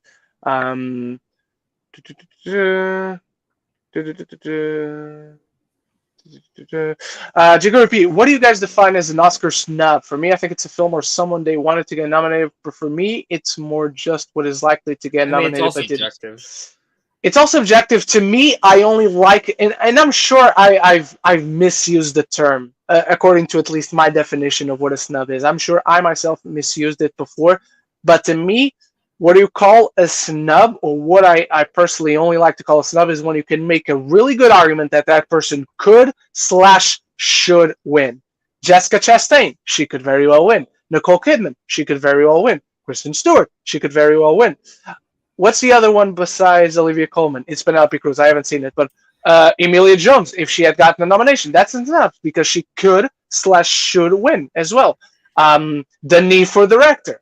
Riders of Justice for international, but again, that one For me, as of now, I 10. still need to have a caveat to 10. But that one wasn't even eligible for some fucking stupid reason. I don't think Registered Justice was either, was it? Don't tell me that. I don't think it was, brother. Oh god, damn, god damn it. Ren and Zach, Obi-Wan Kenobi trailer at the Super Bowl. I don't think so. Because let's face it, guys. Star Wars doesn't need the Super Bowl, you know. And Obi-Wan especially doesn't need the Super Bowl. So why would they spend that stupid amount of money? They've already. I think they already have 2 spots, and it's Doctor Strange and Moon Knight. I think that's already been confirmed. Yeah. So. All right. I mean, if the thing is it could be a Disney Plus trailer, and we do get our first tease at Obi-Wan. Yeah. That's what we could get, because they did one year where it was Winter Soldier, Falcon, and WandaVision and Loki. They did a small 30-second tease of all those. That's true. Could be that thing. Lady Aaron, I want to ask you guys this. Why was We Don't Talk About Bruno not considered to be nominated for Best Original Song? It should have been nominated over the song that did get nominated. I agree, but it wasn't eligible. I don't know why it wasn't eligible, but it wasn't eligible. That was the reason is because when you submit, you have to submit your song choice. And Disney did not choose We Do Not Talk About Bruno. They chose that's the one that was submitted. It's dumbest choice they've done in a while. That's the worst song in the movie, by the way, the one that was nominated. Oh, do you think some reviewers, once the Batman comes out, are going to compare it to the and how it's superior in every way? Like, I'm looking forward to the movie, but can we not put down the MCU once? Can we not put down... Here's a new challenge, everyone. Talk about a movie you like without putting anything else down. Related or unrelated. In this case, completely unrelated. That's my thing. Are people going to do it? Yes, they will. Yes, are those the people that should lose a little bit of credibility in your eyes? Yes. Will Soups probably tweet out something saying how the Batman's the best comic book film ever made? Like it's okay. Like us, GKOP, Eric, we always have interesting conversations about MCU, DC, and all that. At the core of our arguments, it's never that one is far superior to the other. We explore the reasons why we think that, but that's never the argument that it's being made. And a ton of those reviewers, that's going to be their argument. Like, this film is amazing because it's everything the MCU is not. I don't know why I did that voice. They should sound stupider, but, you know. Joe Fletcher, top 3 most underrated movie superhero projects. For me, it's number 1, Masterpiece of Steel. Number 2, Hawkeye. And number 3, Birds of Prey. But I also think BVS and Thor are criminally underrated. You know what I'm going to say for number 1? It is Masterpiece of Steel. For number 2, you probably also know what I'm going to say. It is Thor, the first Thor. Number 3, I think you also know what I'm going to say, but I think it's going to be slightly surprising. Captain America, the First Avenger. That's a very underrated movie. Zach? Man of Steel, Kick-Ass, Hellboy 2. Oh, yes. Nice. Watchmen, I would say. That's a good shout. Marry Me is a graphic novel, so yeah. That's true. I found out there yesterday. I was like, what the what do you mean? When you rank your comic movies for this year, you have to rank Marry Me. It's true. Oh, God. Can you imagine if that's the worst one than Marry Me? Also, am I the only person? I didn't. Well, no, I didn't do that video. Out this year. Oh, well, yeah, that's probably going to be worse. Also, am I the only person who's not bothered by the color grading in the MCU? No, you're not. I'm not, and I was just talking with a fellow critic when we went to see Death on the Nile that we're not bothered by it, especially when people compare it to the DCU and how they look different. Can people, for once, say they don't like something or like something without comparing it to nothing else? Do you actually have a solid argument in your case? Sure, the MCU may not be the most colorful. Look at the trailer for Doctor Strange, everybody. But I don't think they look bad, as some are good, as there are some good shots in them. Plus, I don't care if the DCU looks different compared to the MCU. If the movie looks or is good, that's all I care. Exactly that. And just because something looks different doesn't mean it looks better. What is the movie you love passionately and a movie that you passionately dislike? For me, I love Masterpiece of Steel. That's what I'm referring to as now. Very well, Joe. And I dislike the Rise of Skywalker personally. I don't want to take yours. I mean, it'd be easy and it'd be true for me to say I also love Masterpiece of Steel passionately, but I'm gonna go Treasure Planet as the one I love passionately, and the one I dislike passionately is Life itself. So yeah, Zach. Toy Story, and then dislike wise, Resident Evil last year. I really hated that movie. Okay. I hated that movie. Movie fan. Hey, Zach. Gold is getting released in theaters in the U.S. on March 11th. Nice. I'll probably watch it when it comes to streaming. The week after the Batman. All right. Jesus Christ. I am so sorry that we're going to miss so many questions. Yeah. But, I say we take the next two. Three? Three? Okay. That's Three. fine. Worst restaurants experience ever, if you have one. That was one time on Father's Day a few years ago, in which we had lunch at Applebee's, and I had to wait 3 hours. Jesus Christ! I would have left after 45 minutes. I wouldn't have waited. Zach, I apologize. I apologize, but you're going first because mine is worse. I don't care what yours is. Mine is worse. Mine's pretty bad. So me and my girlfriend, actually, when we went to California, we went to the beach, and there's this place called Bubba Gump, and we're like, oh, let's do it. We have one here. We want to go to there. We haven't been there together. I haven't been there in a while either. So we go, Ren. Mm-hmm. And right next to the beach, good view, expensive food. Waiter comes up, just throws the menus down on our table. Mm-hmm. Just throws them down. Doesn't say anything else. Comes back around. What do you want to eat? What the fuck? We tell him. Dude, he comes back around, just throws the fucking food on the table. That's it. Not even speaking to us. Shit. Not even speaking to us. It was so bad. I didn't pay for my fucking food. I didn't even eat it. I went up. I told the owner, I said, this is fucking bullshit, man. Because the owner was there. She was seeing people. She owned that establishment. And she goes, you know what sucks? She goes, I just hired him yesterday. I was like, well, you should fucking fire him. Because fuck that. I was so fucking... I've never not given a tip. I did not get tipped that guy. I was... Because over there, they live on tips. Yeah. Over there, they live on tips, yeah. So... mine is still worse. I went to a dinner on Valentine's Day. We had a lovely dinner at a lovely restaurant, and after dinner that I paid for, she broke up with me. So that's mine. I win or I lose. I don't know, but mine is worse, I think. We really want to go worse. I don't feel like getting too personal on here because I do have a worse one. Oh, okay. I mean, but I'm not getting. I don't mind because it's my story. But if you mind, you don't have to tell yours. No, I'll just say it's kind of the same way for you. Okay. But I found out but it is worse than the one you told. But it is worse than the one you told. So I won't give specifics, but pretty much it's like yours. Mm-hmm. We went on a trip. It was for a long time, like 2 years. And on this trip, I found out she was cheating on me the entire time. Oh, the entire fucking relationship. And we were with friends too, so I had to bite my tongue, and I just acted like I was sick the rest of the trip. Jesus Christ! And then the second we got back, I fucking unloaded. so almost in the same. Like going to dinner was fucking terrible. I didn't even eat. I was just sitting there. I was like, I'm so fucking bad. Yeah. All right. Joe Fletcher, thoughts on this is not the question I thought we were going to see. Oh. Hang on. Joe, I'm very excited. I'm very excited for the cast, but I want to get to your question about the DC movie trailers, but the cast sounds great. Yeah.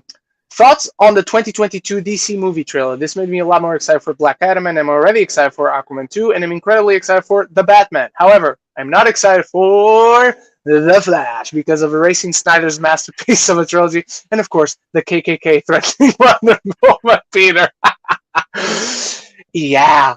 and the little goggles that he has now in the cowl of the Flash. Um, that trailer is dope. That trailer is really cool. I'm The more Black excited for Adam Black Adam thing. now. The Black Adam looks so cool. Still giving me off those God of War vibes from the like when you get the backstories in God of War, where these Yeah. comic panels, and it gives entirely that vibe. Doctor Strange looks great. Hawkman looks great. Adam Smasher does not look great. Um, Black Adam himself The looks suit great. looks I good. really like. The suit looked good on The Adam suit Smasher. looks great, but that's not going to be him. That's going to be CGI. Um, Dr. Fate was the so thing yeah. that got me. But yeah, I'm really into this. I really like that. And I like Michael Keaton's talking to the Flash. That was cool. But that was Yeah. surprise no Batgirl. Surprise Surprise, no no Batgirl. Batgirl. Because she Yeah. is supposed to be this year. So I'm wondering if that's Mhm. changing now. But I guess we'll Yeah. see. All right, let's take this as the last one. Wow, Eric Eric Thorpe, Thorpe, you're the final question of Geeks of the Round Table. you're the final question on Geeks of the Round Table. Forever and ever, I'll give you my heart. Who is each of your picks for the next Bond? I've heard the new actor may be announced right after the Oscars. I think it's a little bit soon for what they want to have, but to me, it's still Richard Madden. He's still my number one pick. Zach. I want to say Richard Madden. I do think they're going to go with an African American actor, though, if I'm being honest with you. And I'm very excited to see what they do. I've been saying I'd still love to see Idris Elba and just give Idris 2 movies. That's it. 1 or 2 movies. I think it would be cool. Mm-hmm. It's kind of like that intermediate thing. And then like Timothy Dalton.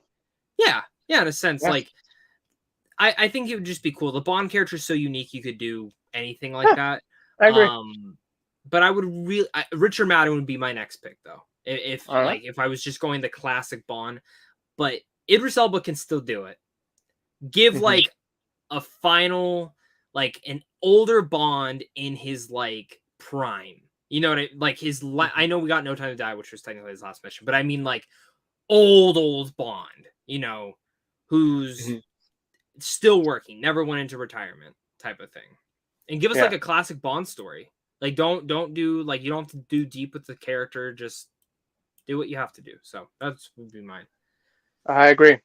All right, everyone, and that is it. That is the end of an era. And next week we're here again, just a different formatted show, and it's the evolution for us, the evolution of this community, and the next great step, hopefully, for the growth of the channel, for the growth of the community, to keep on engaging with you guys. You guys keep engaging with one another, and Zach and I will still be here, just talking different things, and hopefully the guests will also be here. Zach, up until then, what are you guys coming up, and what do you got coming up? Not what are you guys coming up. What do you got coming up, and where can people find you? Review, a couple other reviews, Peacemaker, and that's really it. What about you? Ooh, what about me? I still don't know if I'm going to review Kimmy. I forgot to rank that one, but that one was solid. I'd rank it, I think, right above Uncharted, very slightly. I got a Kimmy review, possibly. I got a really fun ranking video coming on Monday. Batman Begins review finally comes this week, and maybe because I have to rush it, Dark Knight possibly as well. And Dog. I'm going to be reviewing Dog, because that's the movie that comes out this week. Over here in the UK, and Peacemaker. Reviewing that. That's next week too. Yes, that's also coming out this week. So hopefully I get a screener. If I don't, I won't review it. I will not be reviewing it. I will maybe talk if I see it. If I watch it, I'll talk about it like on a weekly ranking. I'll put it on Letterboxd, because I'm ranking every movie I watched in 2022, every 2022 movie. So follow me on Letterboxd. The link is in the description. And you can find me everywhere at Ren Geekness. All my links are down there. All Zach's links are down there. And until next week, ladies and gentlemen, a brand new era begins on the 19th of February.